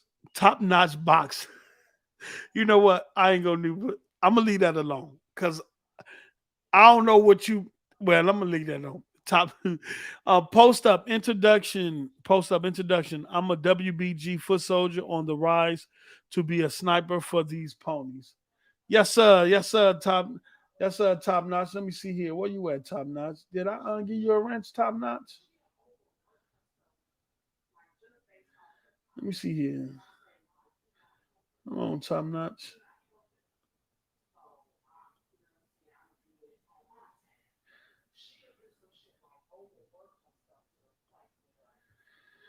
There you go, Top Notch. I just gave you a wrench, brother. You always supporting this channel. You always showing up, man. And I definitely appreciate it, man. Let me see here. Let me look at the chat. We got any more questions? Is that flip flopper still in here? Yeah, Freddie Wayne flip flopping ass still in here with his flip flopping ass. Don't trust that brother, Freddie Wayne. He gonna flip flop on your ass, boy. I be listening to Z show, and I'll be like, okay, Freddie Wayne for to get his bot on. He get the, and I'm like, why is you agreeing with Kratos, Freddie? Freddie, stop agreeing with Kratos, Freddie. Stop, Freddie. He can't help it. The brother is on the fence. You don't want to go with a war with a brother that's on the fence? Can't pick a side? Flip-flopping ass. Shout out to my brother Teddy Payne. I don't know if Teddy Payne is still here. Teddy, he'll flip-flop. He'll let you know. Let me see. They said, when and where did Phil say they were going to make Call of Duty every 2 years? That was Jason Schreier said that. No, Phil said that. Phil said that's something he would like to do. He also said he would like to give the studios freedom to create what they want to as well. Man, others think if you don't get your way, let me tell you something, Ray and them. You come here every show, right? And try to tell me, like, I don't do my research. Brother, like, I don't do my research. Brother, I know what he said. Phil Spencer said that he would like for Call of Duty to go on a 2-year cycle. He also said that he would like to free up the studios to work on their own IP. That wasn't Jason Schreier. It came from Phil Spencer himself.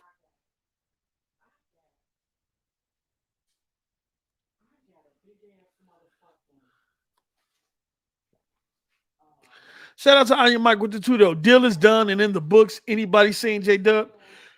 Look, J-Dub had to step away. He got something going on right now, and I just keep him in your prayers. Keep him in prayer. I know a lot of people don't like him for his trolling, but this sometimes, look, you put the gaming shit aside, put all that console war aside.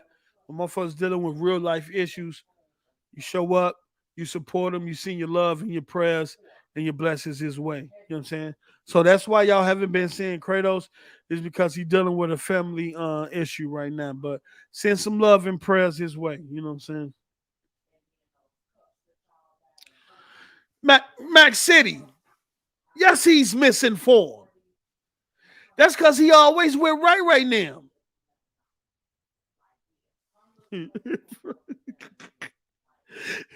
You see him, Freezer? That brother always trying to come here and tell me I'm wrong.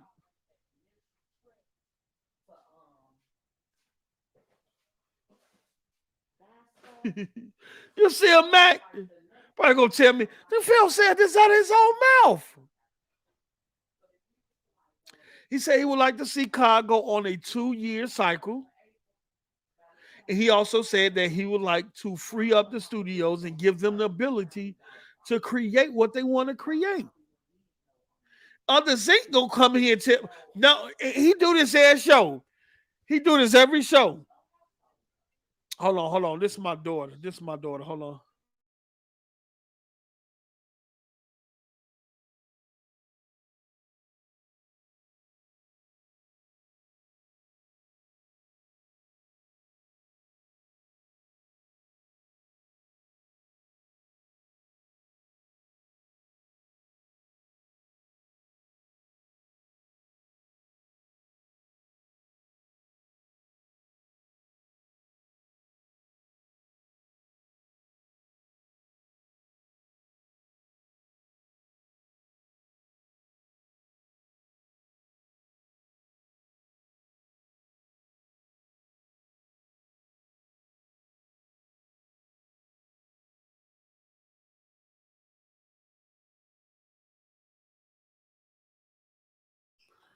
Say hi. Say hi. They can't see you. Get on the camera. Say hi.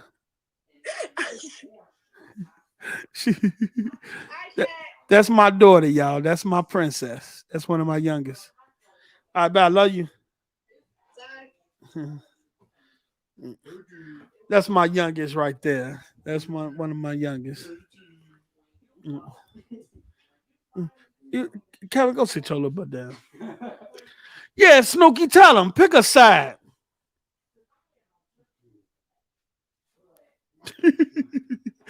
Facts. Oh man. Okay, the last week has been horrible for the last week has been horrible for ponies. First to see them made positive responses, then the approval in Japan, then the failure. Yeah, let's talk about that. Let's talk about that, right? That's Sony. What I think did Sony manufacture like 2 million PSVR twos, and from what I understand, they only sold like 270,000, right? And it's crazy because a certain group of people kept throwing VR in our face.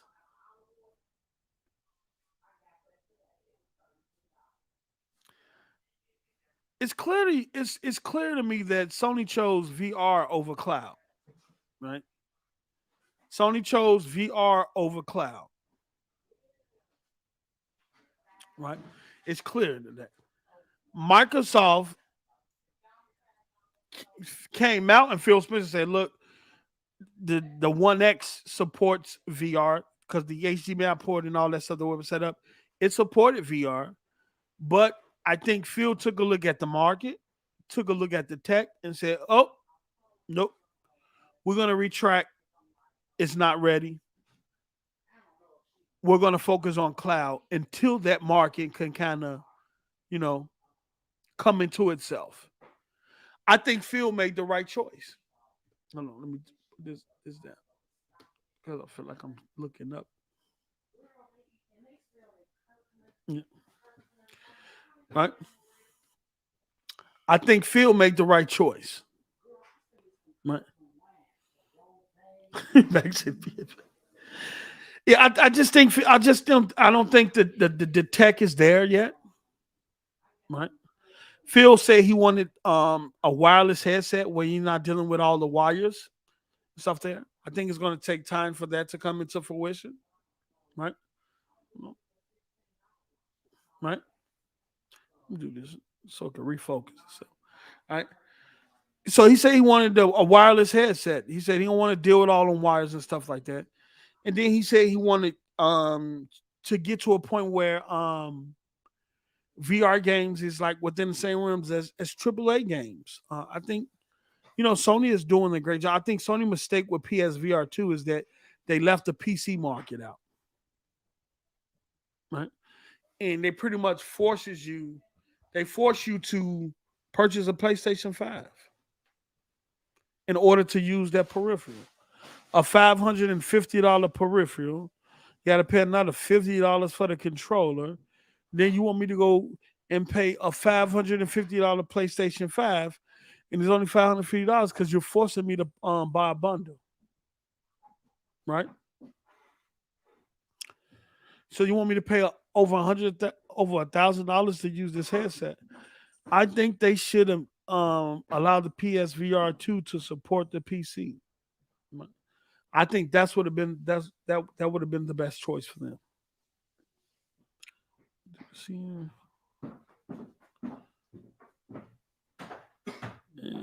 there we go. Bam. Let me come back here. All right. I think that would have been the best choice for them.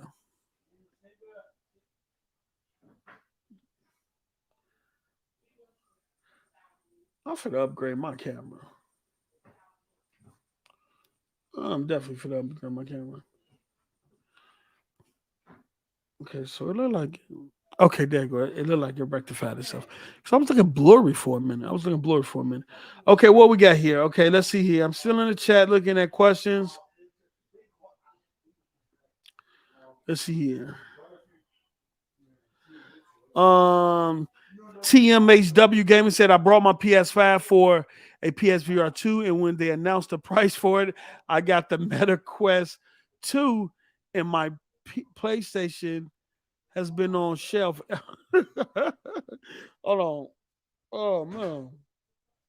I'm trying to get over this cold, and it's all feel like when the mouse feel like I'm done with it, you know, move from your head to your chest and so on.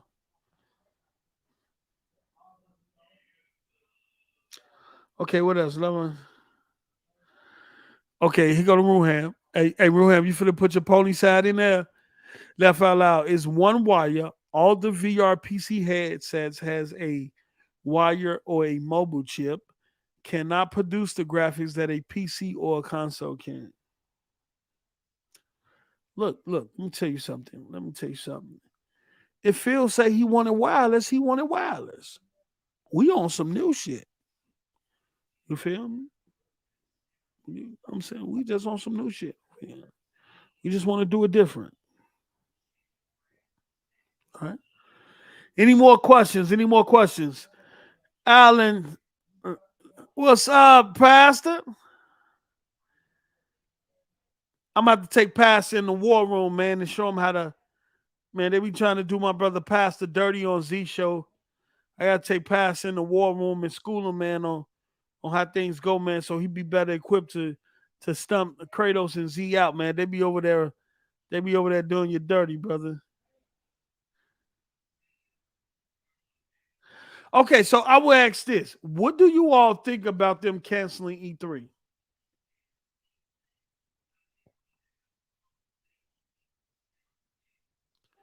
Huh?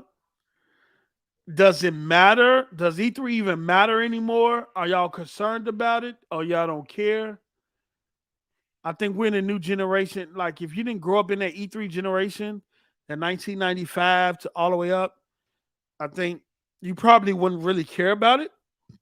But if you come from that era, the 90s and the 2000s, when E3 was like a place to be, I think you have a certain appreciation for it.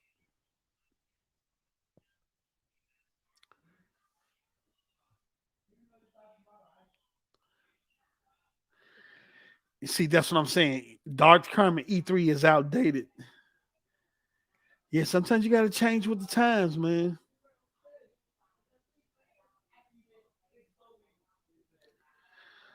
You feel me? Let me get to you. Let me share this here because I'm finna go on Twitter. I'm finna bring up the what's the name, but and you see this is what I'm talking about. You feel me? Look at this. You feel me?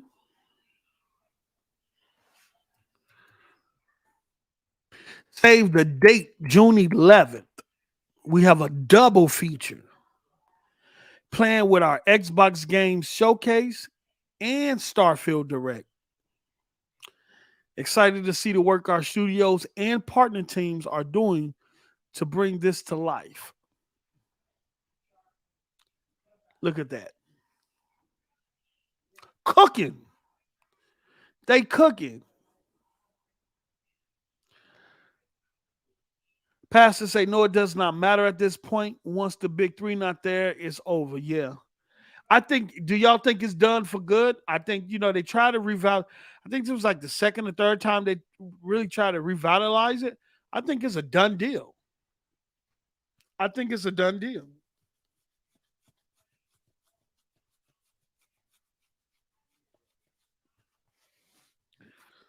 I think it's a done deal. You feel me? Hold on, let me switch up. You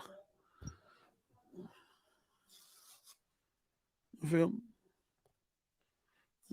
Saying we got to represent. I think it's a done deal. I just think E3 is dead. It's gone. I don't think it's ever coming back. I think the landscape has changed. The cost of game developing games have changed, and I think that money is just spent in terms of resource wise. It's spent. It's better spent elsewhere. You feel me? Gonna do that. You feel me? We're gonna do that. You feel me? We're gonna you feel me? We're gonna bring that you do that just like that. You feel me? I just think it resources wise with the cost of everything and development stuff like that. I just think the money is better spent elsewhere. The money the millions and millions of dollars that you would have been spending and trying to set up events and stuff at E3 that can now go into production and games and stuff like that.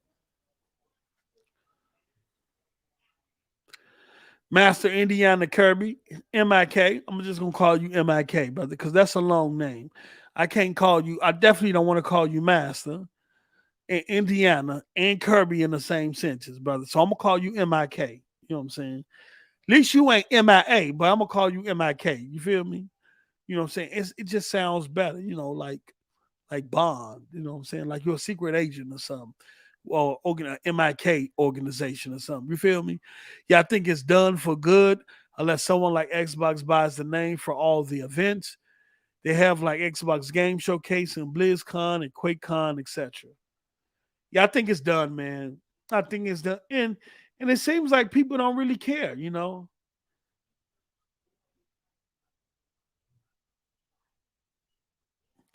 HD Gaming said, with how crazy the console war have got, it's probably for the best. E3 got canceled.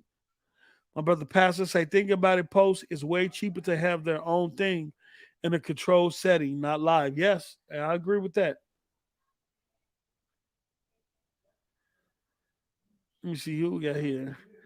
Gaming is leaving. E3 is dead.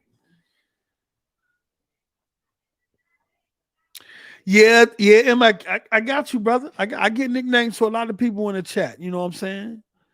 You know, I see you put the Indiana. I don't know if you from Indiana. You feel me? I know you didn't probably wanted to call yourself you, especially if you're a grown man or Master Kirby. You feel me? Yeah, what somebody does, hey Master Kirby. Ain't nobody yelling Master Kirby down the street. So you put the Master Indiana Kirby, but that it still sounds strange. So we gonna MIK you, brother. Gonna put you in a nice suit, a nice James Bond whip, you know what I'm saying? And give you high government access. You feel me? You know what I'm saying? That's how we gonna do that. You feel me? Shout out to Rob, who randomly robs everybody with the 4.99. Just showing some love, bro. Thank you, brother. Thank you for your support.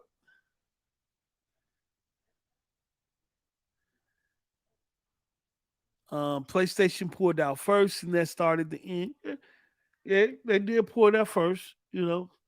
I'm just telling you that money can be better spent elsewhere. They spent millions of setting up, sound stage, mics, props. Yeah, they spent millions of dollars on that stuff, man. Written out facilities and stuff like that. I mean, come on now.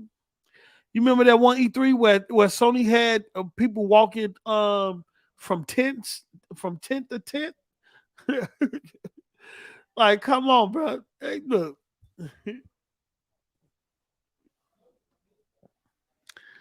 Yeah, man. That one show they had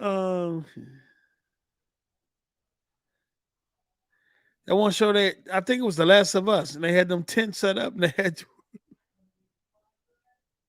talk about cutting back on.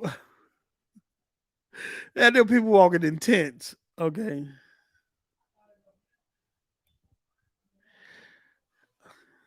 let me see here. Extras just posted that Game Pass friends and family might be $40. Now we're not doing that. We're not doing that. I only pay like $90 a year for game for 12 months of Game Pass, and I got a 12-month pass loaded up. I'm not paying $40 for no friends and family. I'm not.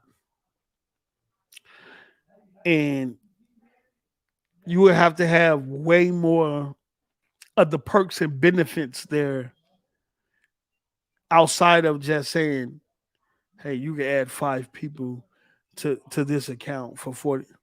You got to have other perks and things like that. We're not doing that. We're not.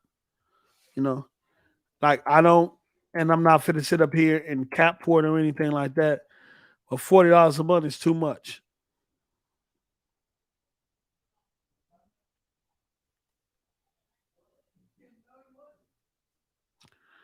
Let me see. Let me see here. Let me see. Let me hear all up on Twitter.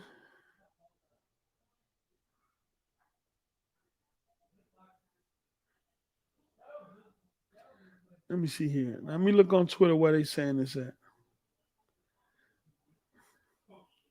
Okay, I think I got it. Okay, let's see here.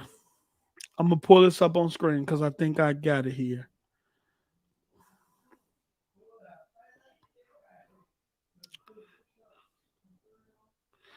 Here we go. This is from Clover. All this talk about an Xbox Game Pass price increase, and here is Microsoft effectively reducing the price of Game Pass Ultimate to $8 a month per account with Xbox Game Pass friends and family. Nah, bruh. Uh, Tell her I'll talk to her when I'm done. She good? Yeah. I want to talk to you. All right, go. I'll talk to her when I'm But done. those really 63rd. All right. They say they finna make. I am streaming. They say- Look, no, I just can't get. They won't leave me alone. They won't leave me alone. Okay. Shout out to I Mike with the $2. Sony had the white boy playing Japanese flute.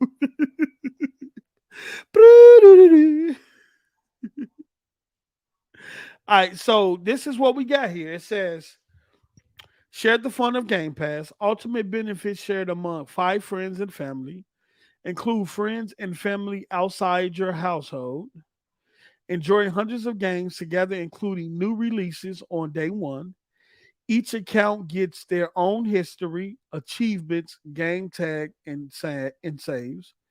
Play at the same time on console, PC, and cloud. Okay, so that's good, meaning that if somebody playing one game, it don't prevent someone from playing that same game. And with games added all the time, there's always something new for everyone. I don't know about this.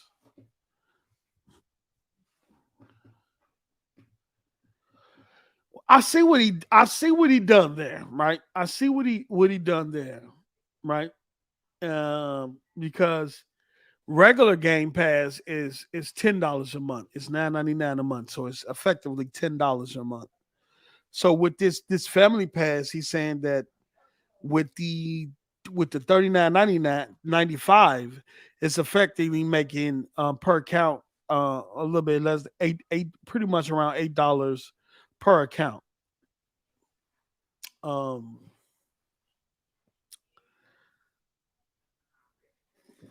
let me see here. Let me read the fine print. New Xbox Game Pass friends and family members only. Subscription continues automatically at regular price unless canceled. Terms apply. Games catalog varies. Primary members existing Gold, Game Pass, and EA Play subscription time will be converted using a conversion ratio. This may result in less time than your original subscription. All conversions are final. Geographic limitations apply. Xbox.com. Says, I don't know about this, man. Let me see something here.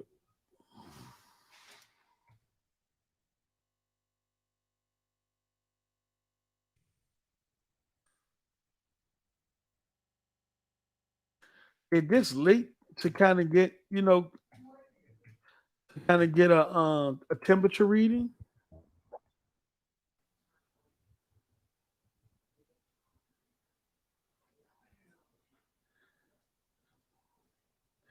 I think this leaked to get a temperature reading to see how people was going to what do y'all think about this? I gotta get the chat, man. What's up? Talk to me, chat. What do you all think about this?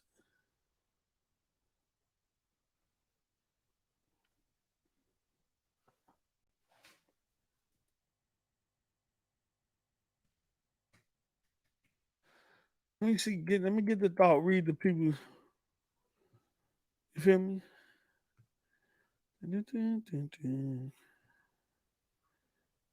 But let me go back down. Yeah, what do y'all think about this?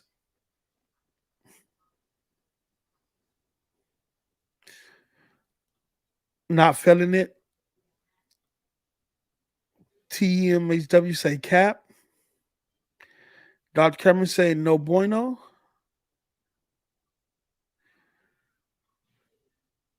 Xavier said I'm not sure, but I think it's not bad.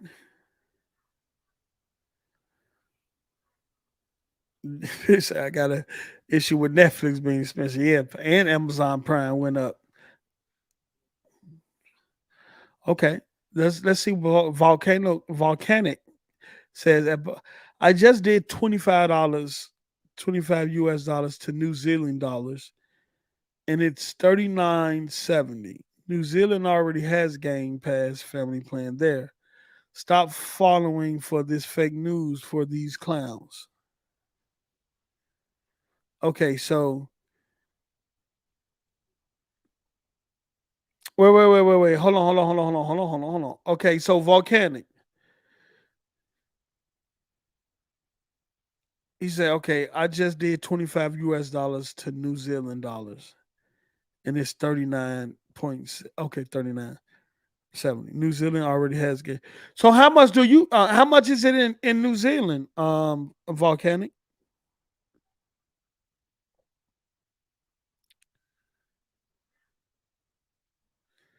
HB was good, HB.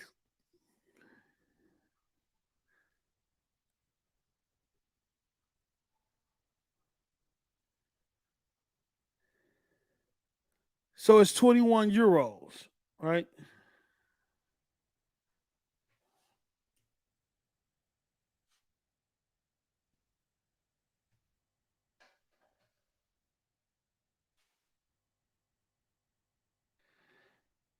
Yeah, so 21. So this converted to US dollars would be like $24. 24, $25 basically.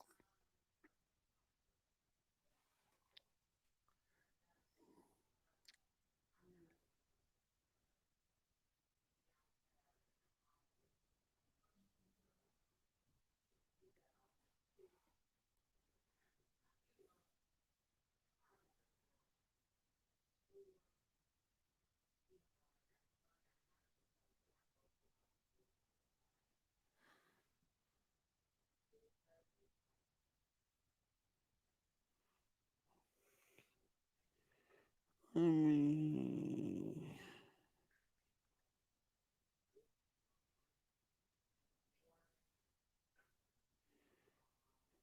Give me just a second.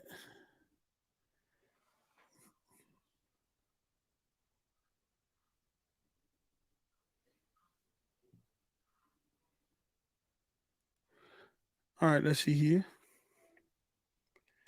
Hello?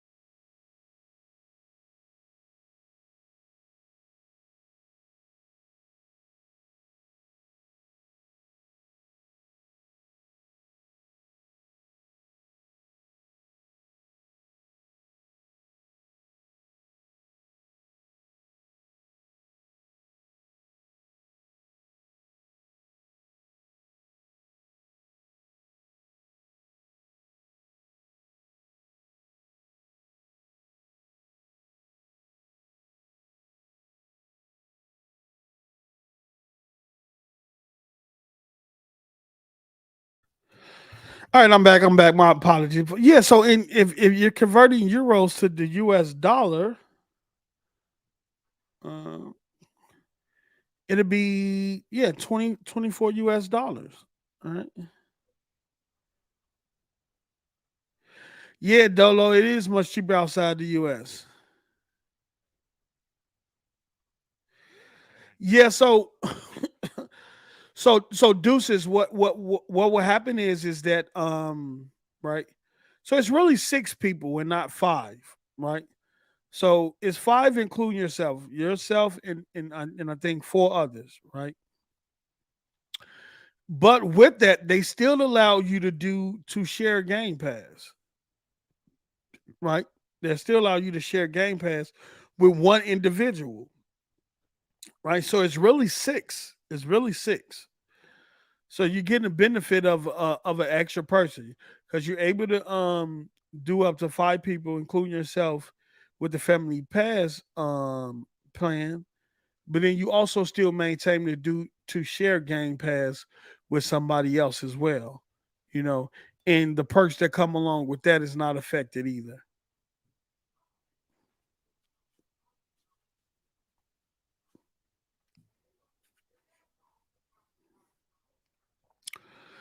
Dark Lord Fusion says too expensive. It needs a lot of perks to justify that price. Yes.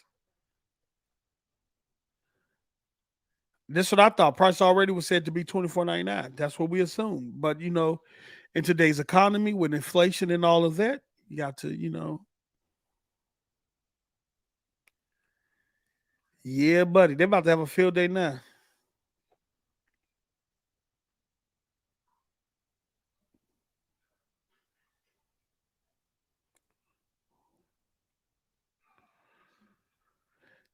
TM, you from New Zealand?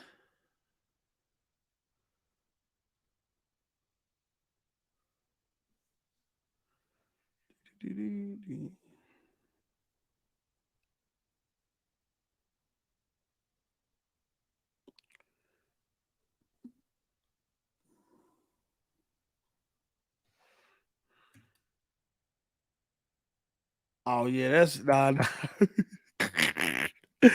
Nah, it ain't work. Yeah, hold on, yeah, that dude, look, that New Zealand, that definitely not gonna be. Hey,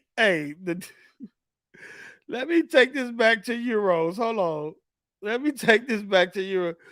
You- Man, whew, I had a long day today. Well, yeah, there go euros right there. So 22 euros. Yes, that's about $24. Yeah, yeah.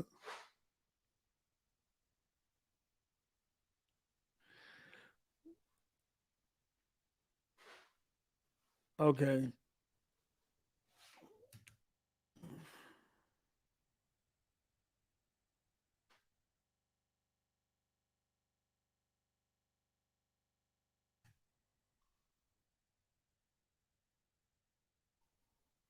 There we go. Okay, there we go.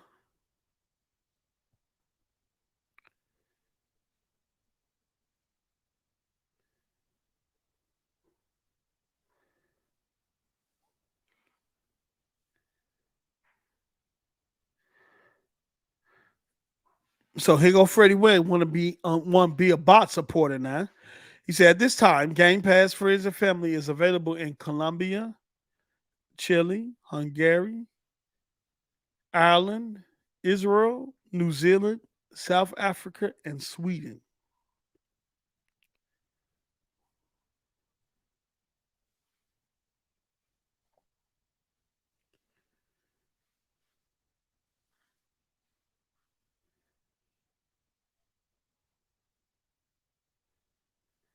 And I ain't doing 40. I ain't doing look, man. I don't care what. Look, I'm not doing no 40 a month.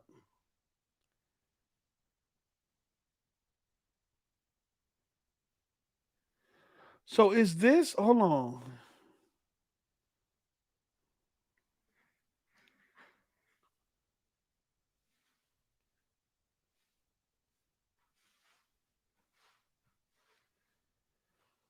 Nah, hold on. Wait, so is y'all saying that so so is what y'all telling me is that this right here.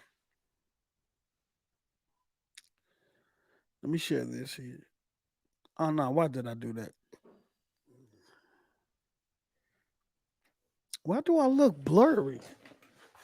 Come on, camera, act up. Now let me get I gotta get one of them cannons. That's what I'm gonna do. I'm gonna get a cannon.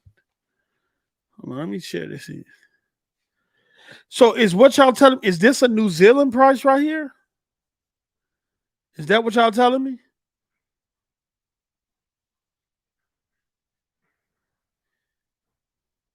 So y'all saying this is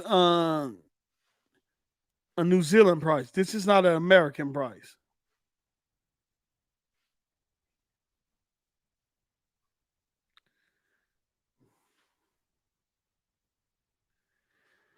Ah.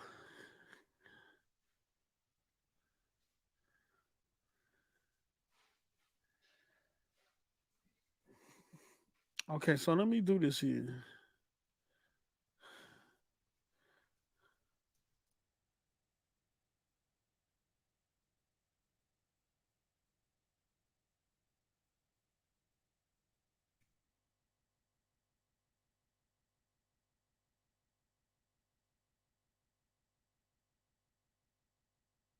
Mm,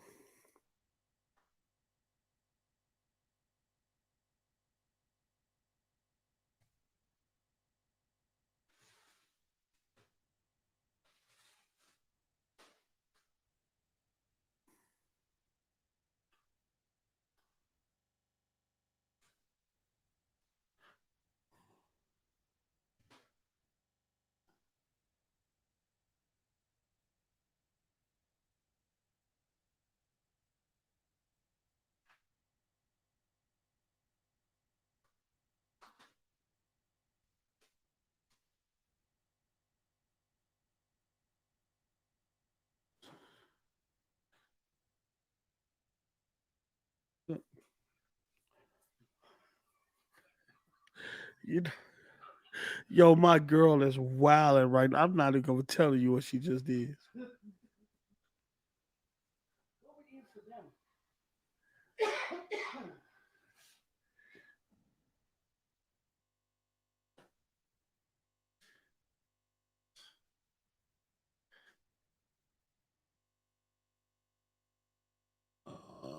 What we eating for dinner?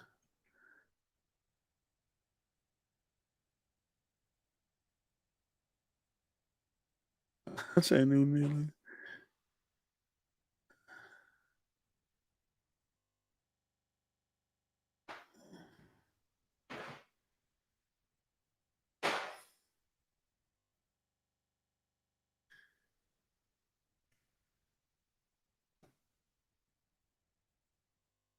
Uh, uh,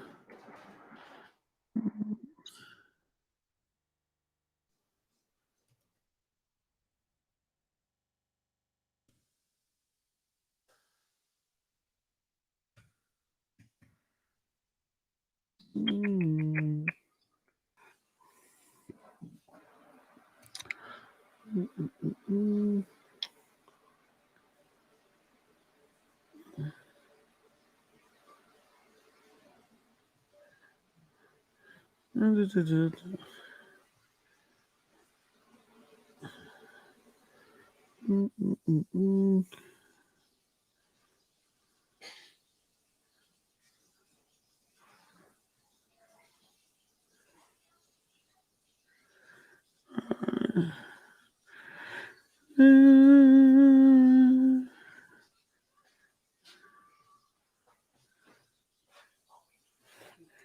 Oh,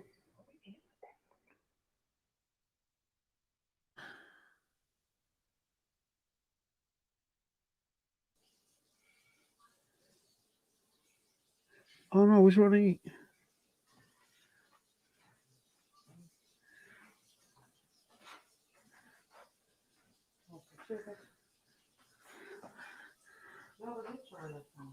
That's let me see here. Let me post this here. I eat.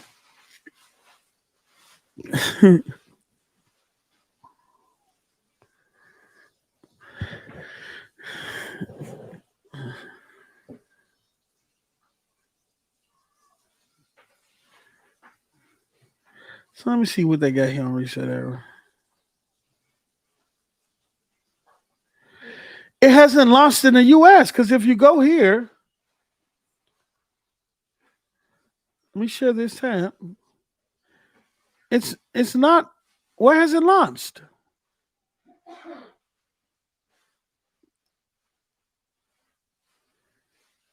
Where has it launched? Do you see Family Pass anywhere on this website? So how has it quietly launched in the US?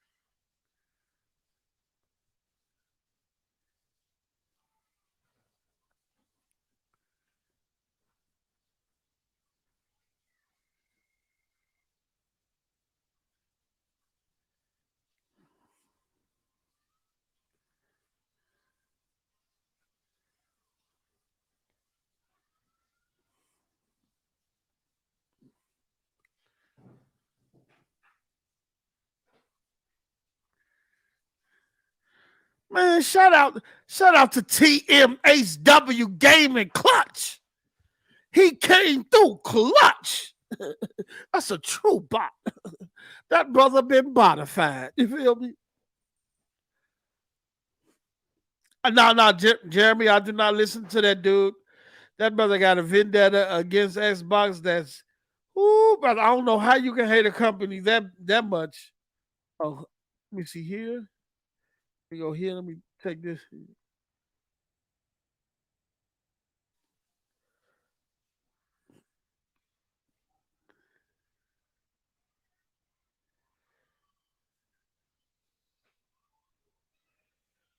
All right, so yeah. TM, thanks for coming through for the people. You feel me? Because I was like, huh? Where they do that at? You feel me?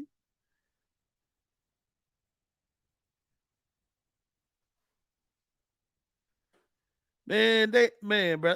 I guess I, I I think this is, I don't know why, but I think whenever you have an abundance of positive Xbox news coming out, somebody got to try to do some or make up some to kind of, no, this is too much positive. We need to get it back to the negative side. Like what is this?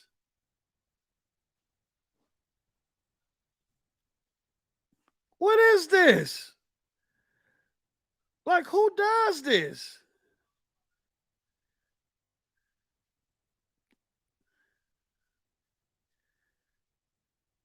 Who does? And you know what? People are gonna run with this. People are gonna run with this, yo. And they're gonna believe it.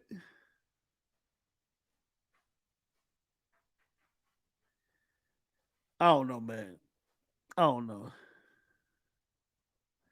X fucking exactly. Jeremy, what's good, Jeremy? Jeremy Brown showed up, man. What's good?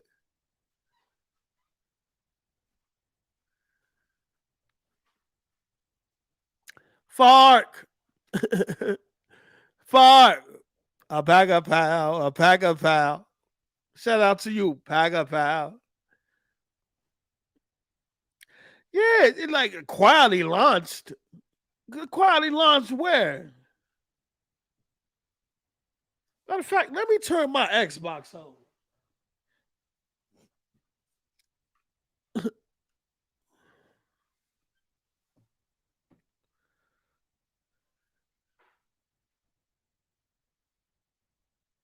Talking about the only way to access it is via the dashboard. We damn, every time I do this, it reminds me that I need to get a capture card.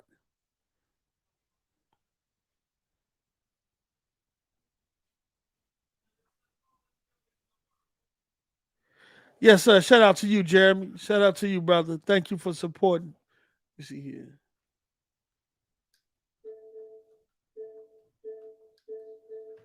Yeah, I got a passcode on my shit. Now anybody for to come pull up.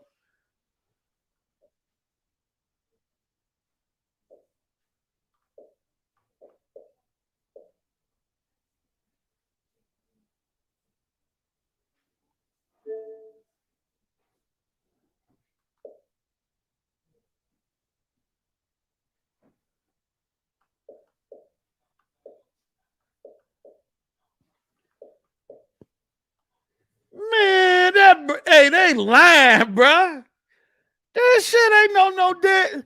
Man, bro, why they lying like that, bruh?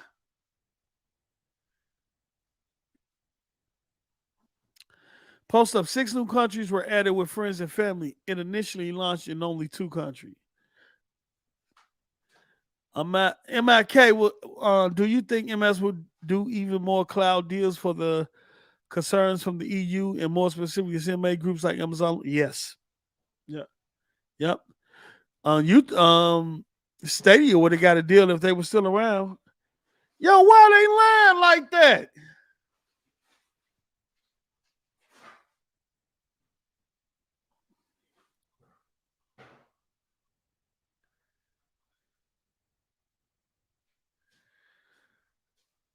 I don't see this on the dashboard at all.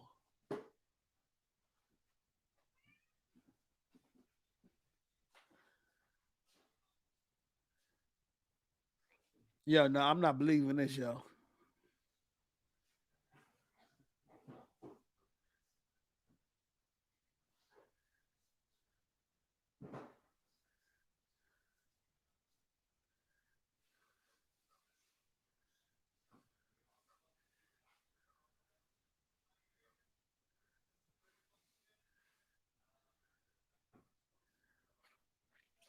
Yeah, no, I'm not believing this, bro. Until they announce it, it's a no go for me.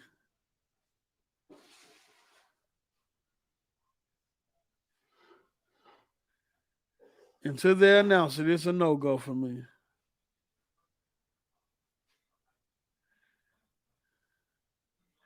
Cause I don't see that on the dashboard.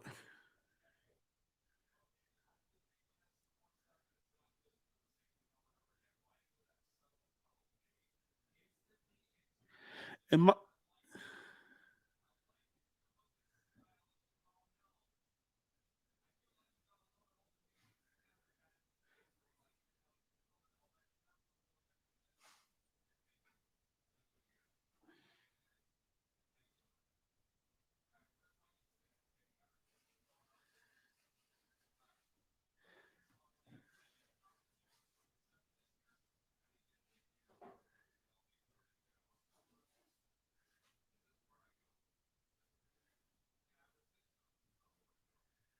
nah, I'm not believing that.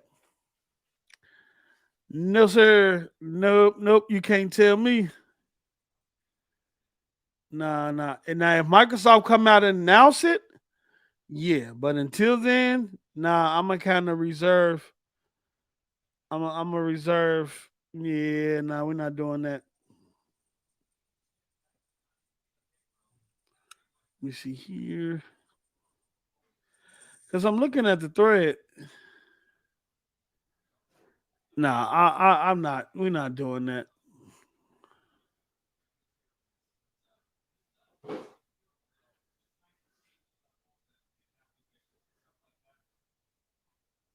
Yeah, we not. I'm not. Microsoft gonna have to come out and say something. 40 P's? You $40, man. That's a lot in these day and age. That's that. Let me see here. Posted up just a guess because it's being tested in those countries now. We'll see a holiday 23 probably.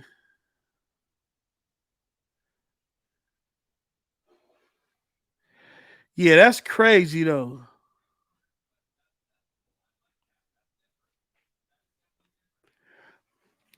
I'm gonna refrain from even, you know, putting that look, because I don't see it on my dashboard and I don't see it on the website. So him saying it's only accessible via the dashboard, it's not on the dashboard. And I went into the game pass market, it's not in there, and it showed them ain't on the website.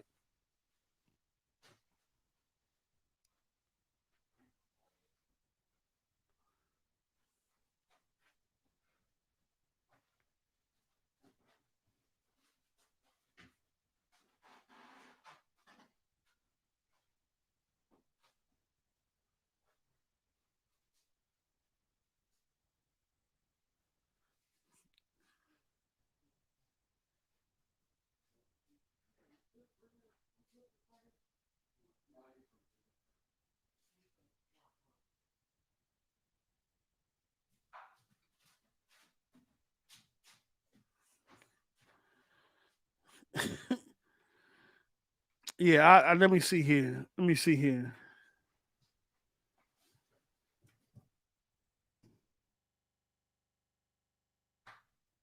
See here, posted it, stated it, launched. Uh,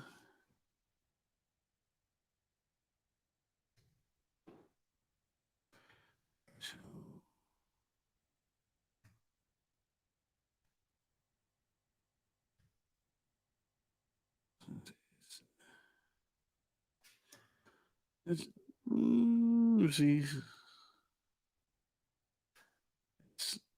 Okay.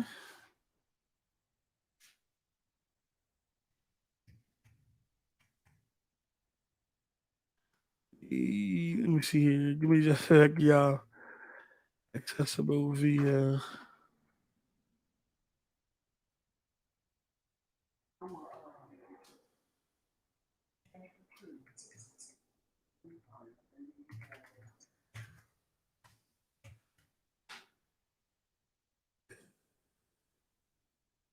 Okay.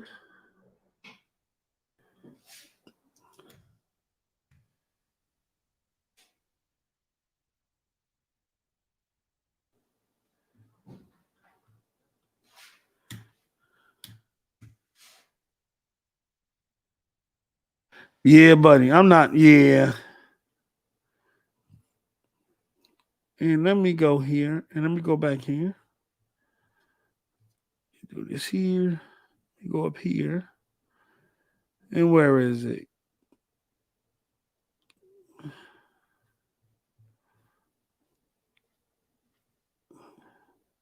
me click the support page.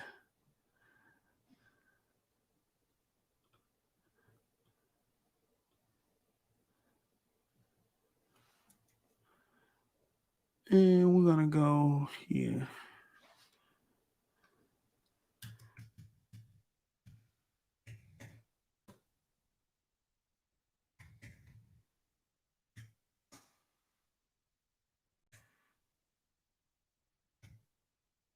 Oh. Here, okay.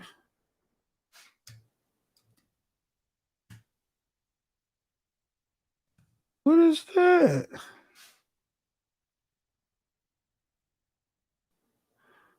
Oh.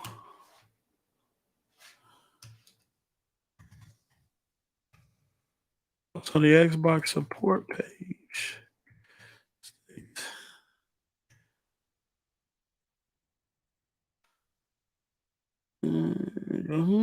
Put that down.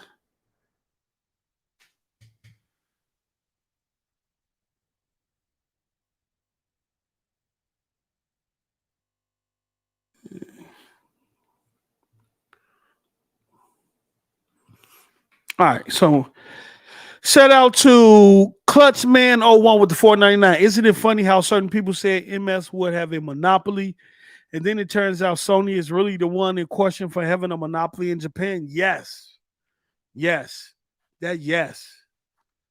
They tried to put all that energy on Microsoft, not even knowing what a monopoly is. They was using it out of context and out of turn. They weren't even using it correctly. Banshee boy.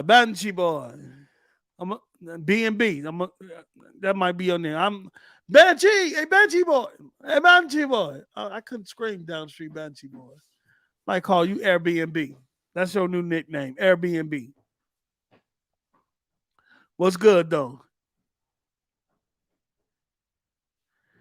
Ozzy, no, I was on Twitter responding. Let me show y'all. I made this tweet on Twitter. And then I additionally added this. The person who posted it stated it quietly launched in the US, which it hasn't since it's not shown on the website. They also stated that it's only accessible via the console homepage, but it's not there either because I checked. Also, the Xbox support page states at this time Game Pass Friends and Family is only available in Colombia, Chile, Hungary, Ireland, Israel, New Zealand, South Africa, and Sweden. So, just trying to point people in some clarity into some in the right direction, because that's crazy.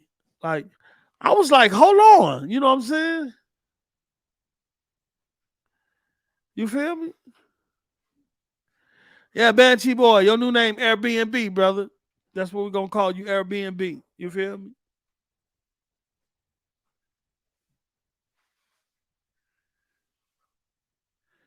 Freddie won't let you upgrade what?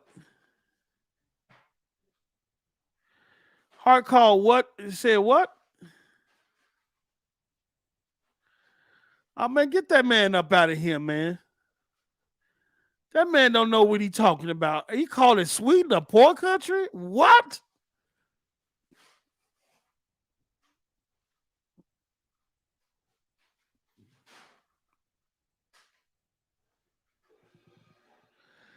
If he calling Sweden, hey, that shows you his ignorance. Sweden? He called Sweden a poor country. Hold on, Kevin, give me some tissue. Oh.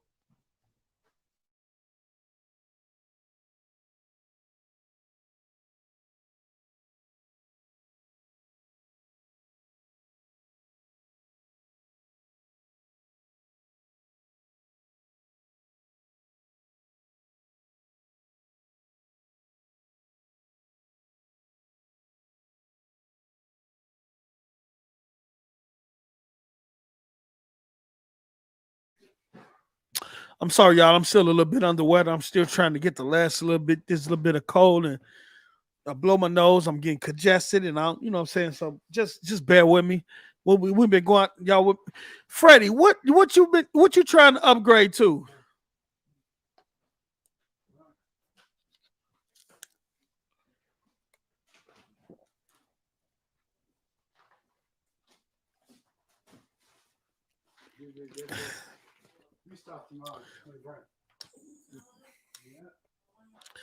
Hey, Freezer, it costs 4,000 just to rent an apartment. Hey, Free, you better tell that brother is ignorant. That brother is ignorant. Called Sweden a poor country.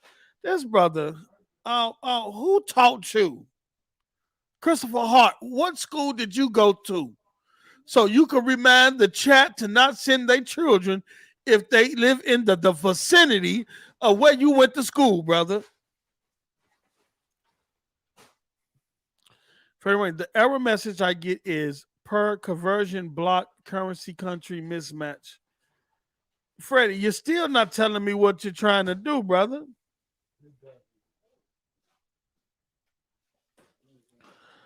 Dolo say, I think this is what happened. That individual changed their console region to New Zealand to play something early and forgot to switch it back to the US. That could be plausible. Yep. Ozzy, that brother is stupid, brother. Who taught you? Who taught you?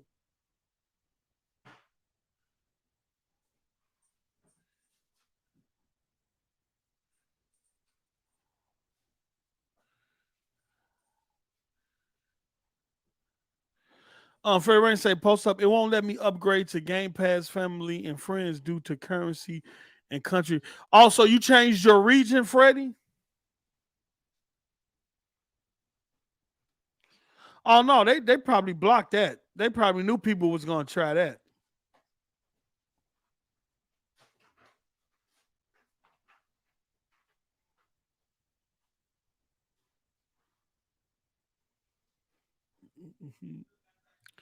Airbnb said 4,000 is twice my mortgage. You feel me?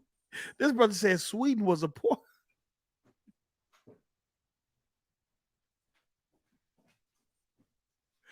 Ah!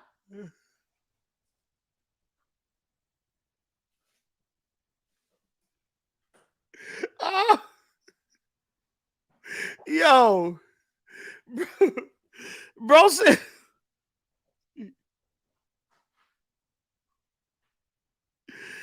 yo, bro. Hey, somebody get your boy, man. Somebody get that man. Mama! Chris down here being stupid. Get him, mama. He ain't learning. Oh, man. Oh, man. Hey, Chris, stop, brother. Just stop, brother. You ain't making it. You ain't making it no better for yourself, brother. For say upgrade from Game Pass Ultimate to Game Pass Friends and Family. It's telling me to change my Microsoft Store region, which I haven't figured out how to do. Wait, hold on. Wait, hold on, Freddie. Wait. What region are you in? Are you in the U.S. region or are you in New Zealand?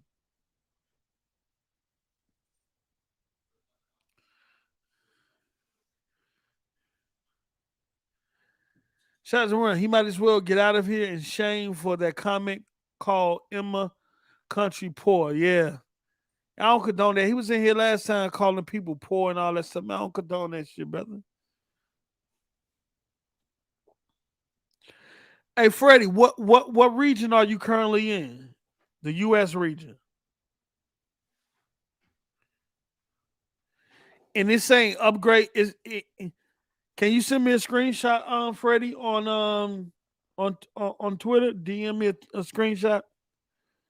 So you're getting Game Pass Ultimate to Game Pass Friends and Family?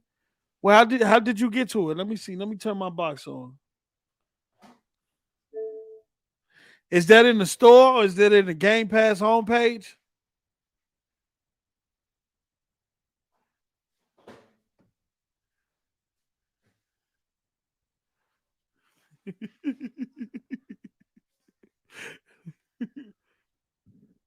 So it's on the Game Pass homepage? I'm on the Game Pass homepage. I don't see none of this shit. I see MLB The Show.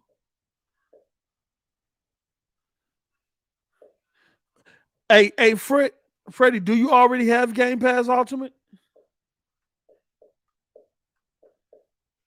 Most popular. Let me see here.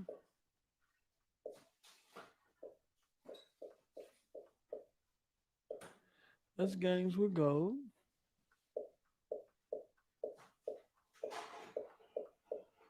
Indies.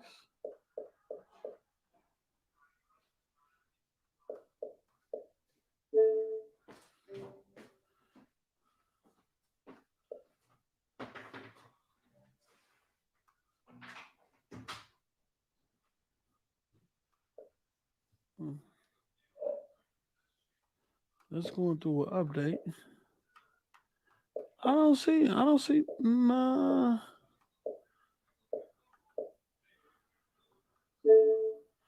Freddie, you gonna have to send me a screenshot, bro. I don't see that shit, bro.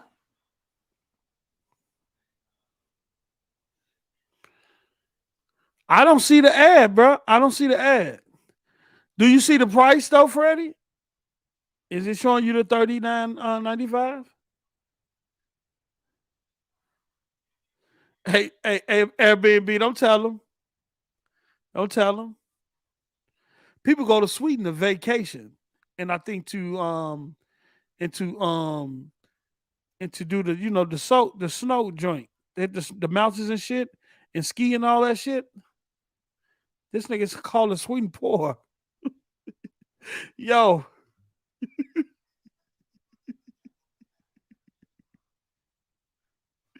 I think Freddie lied. Freddie, you got to send me a screenshot on Twitter, bro.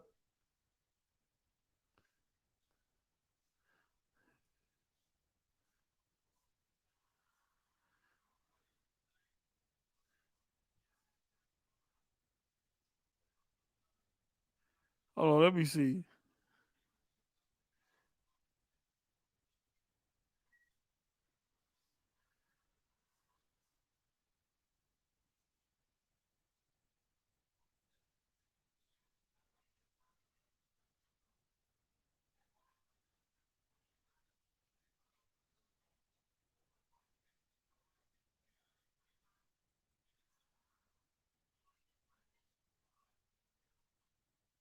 Let me see.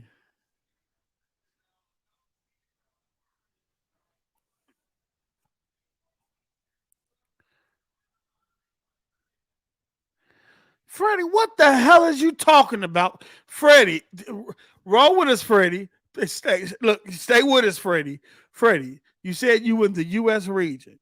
You say you see the ad to upgrade Game Pass Ultimate to Game Pass Friends and Family, and you tried to do the upgrade, but it said the countries and the currency was a mismatch, right? I'm asking you, in that ad that you're seeing on your dashboard for upgrading Game Pass Ultimate to Game Pass Friends and Family in the U.S. region, are you seeing the $39.95? the $40 a month.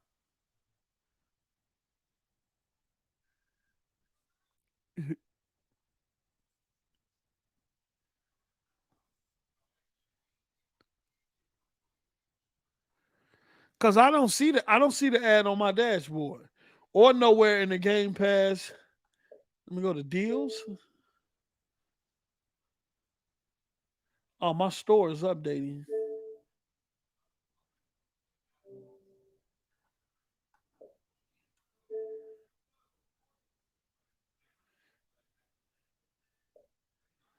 I don't see it.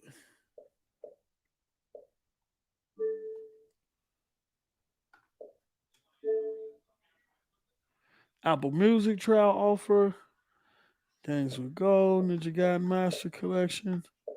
Yeah, I don't see it.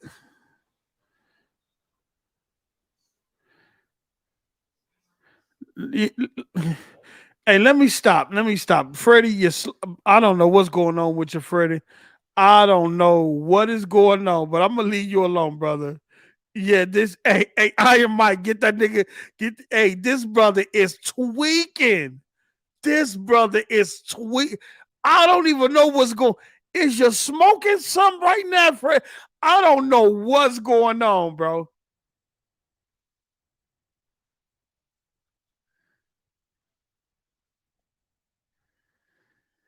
Post up, it stopped him when the currency didn't match. He did say that he switched his region to try to get it. He's not crazy, it just did. Oh, that's why I asked him. I said, what region are you in? He said the US. So I'm thinking that he was seeing that deal in the US region, right? That's why when I asked him what region it is, he should have said I switched to New Zealand or to Sweden. I think he switched to Sweden in this, if I'm not mistaken. And he's trying to figure out how to switch. How you switch to Sweden, but don't know how to switch back to the US. Somebody help it. Oh man, I got it, man. I think I've been streaming for too long, man. I think this brother, somebody, bruh, Lord Jesus, Lord, help that man. Help that man. I said up there, I say, did you switch region? He said no. I said, what region you in? US. I said, well, you're seeing it because I'm not. But it turns out he did switch region to Sweden, but he switched to Sweden, but he don't know how to switch back to the US, bro. Freddie funny as hell, bro. Freddie.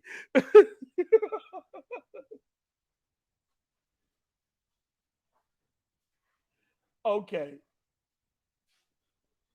Okay, so that's Sweden price. Okay, so let's do this here. Let me go here.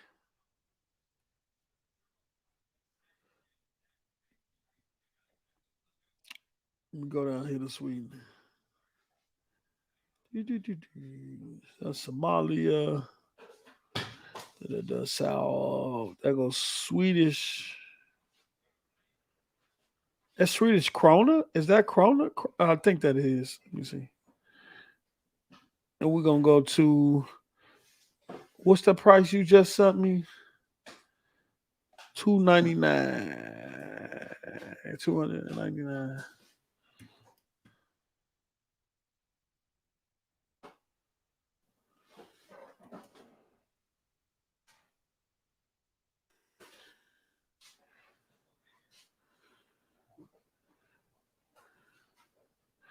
Okay.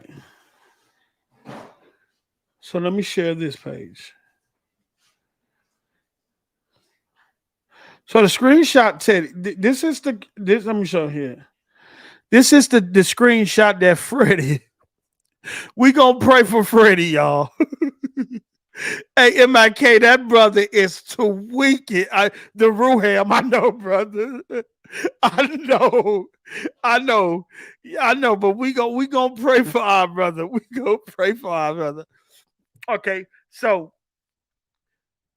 this is the screenshot that Freddie sent me, and this is in Sweden. So he did switch this region, like I knew he did, right? Because it's not showing on the you nowhere on the US dashboard, right?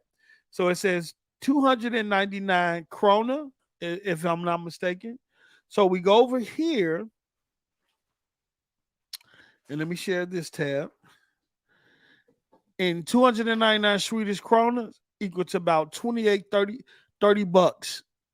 Equal to about 30 bucks in US dollars. So let me do this here. We take this screenshot that Freddie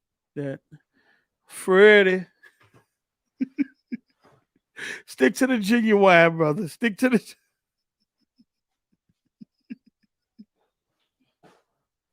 like a pony. Yo, them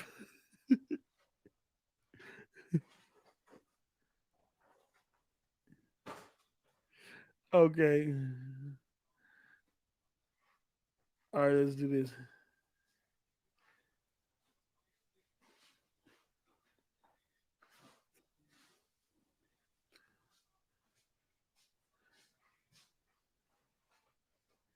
Let me see here.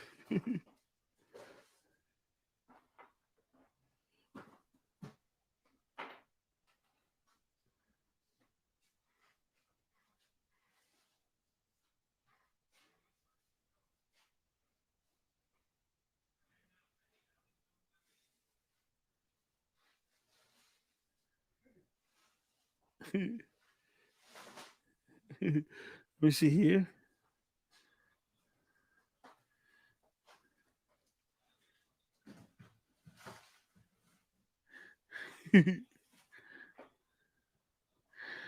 Okay, Freddie. Okay, Freddie. If you're being shown this, it's saying change your Microsoft Store region. You currently have a subscription from a different region. If it still doesn't work, please contact customer support.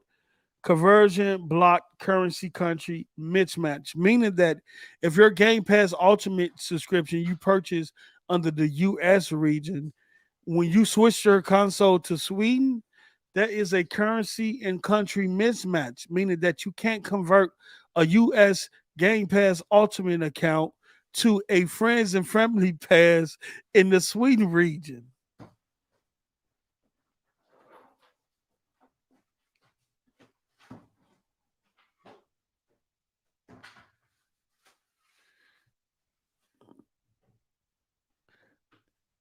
Hey,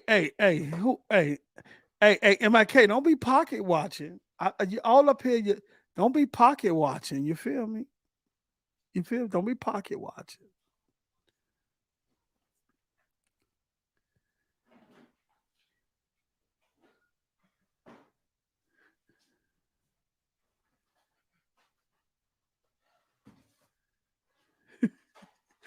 Hey, let's help Freddie out. Wait, I could only switch my console, but I can't figure out how to change the store region. Hey, the Ruham, this dude Freddie. Yo, somebody help Freddie out, man. Hold on, let's see if we can help Freddie out, man. I got stuff updating in the background. Change store.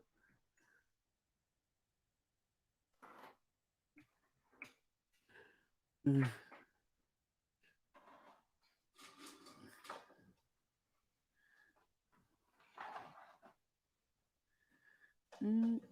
That's Windows. I want to do it on Xbox.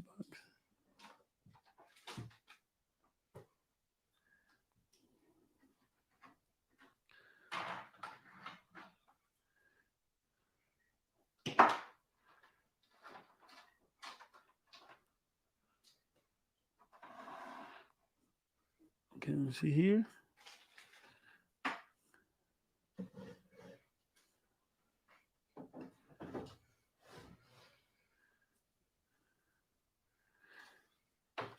I think it is associated with German.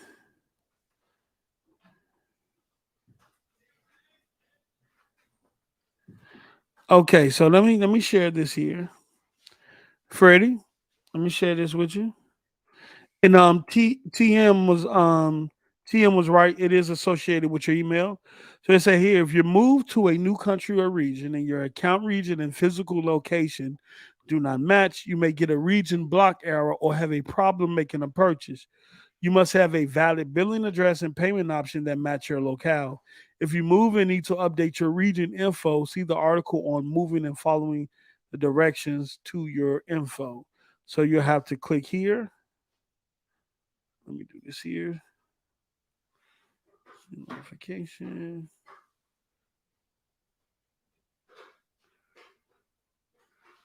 Boom.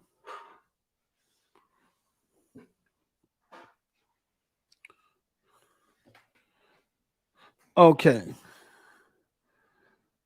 I'll say, okay, so let's do this. Let's share this. Let's see if we can.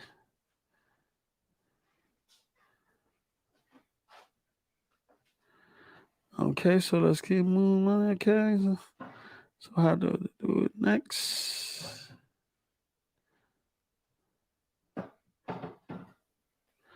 Okay, so here we go. So Freddie, you go here, right? I'm gonna send you this. I'm gonna send you this link in the DM. You're gonna hit move and bring Xbox with you. I guess you could do it this way. I think it'll help.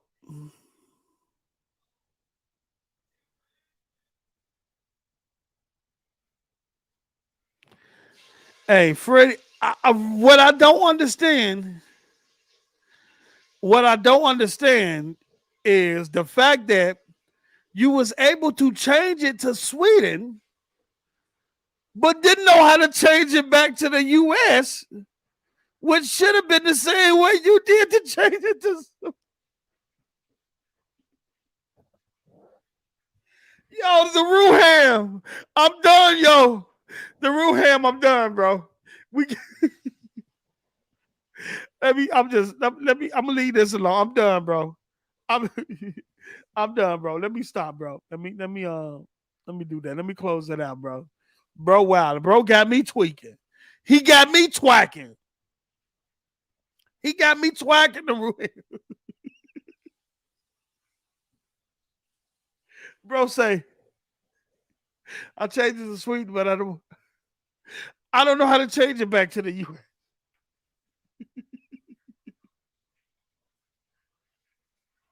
Yo, I'm done, bro. I think that's it for me, man. I think this might be where we at with the yeah, we 3 hours in. And he calling me confused. He calling me confused. Lord, I am done with this Negro. I am done with this flip-flopper. I am done with this flip-flopper. Yeah.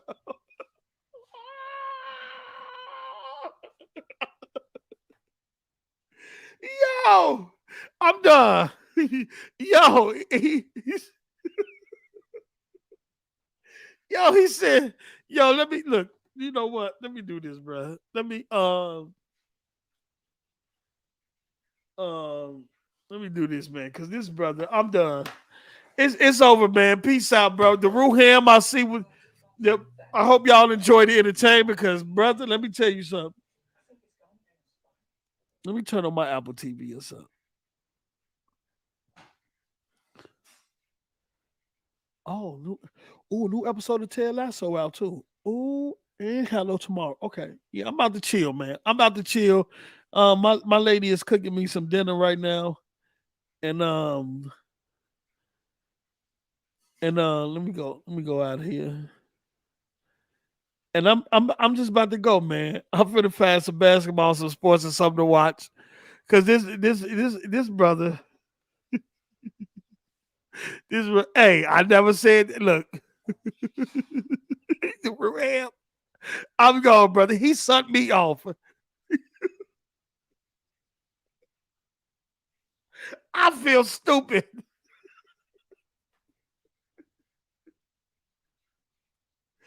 Yo, y'all be easy, man. Yes, fuck. I'm gonna pack a power. I'm gonna start streaming more often, man, throughout the week, not just on Saturdays, because we gotta chill and trip out like this more often, man. Because Oh man, that bro, I feel stupid right now, bro. Good night, y'all, man. Thanks for joining us. Thanks for rocking out, man. Y'all have a good one. Love y'all. Peace.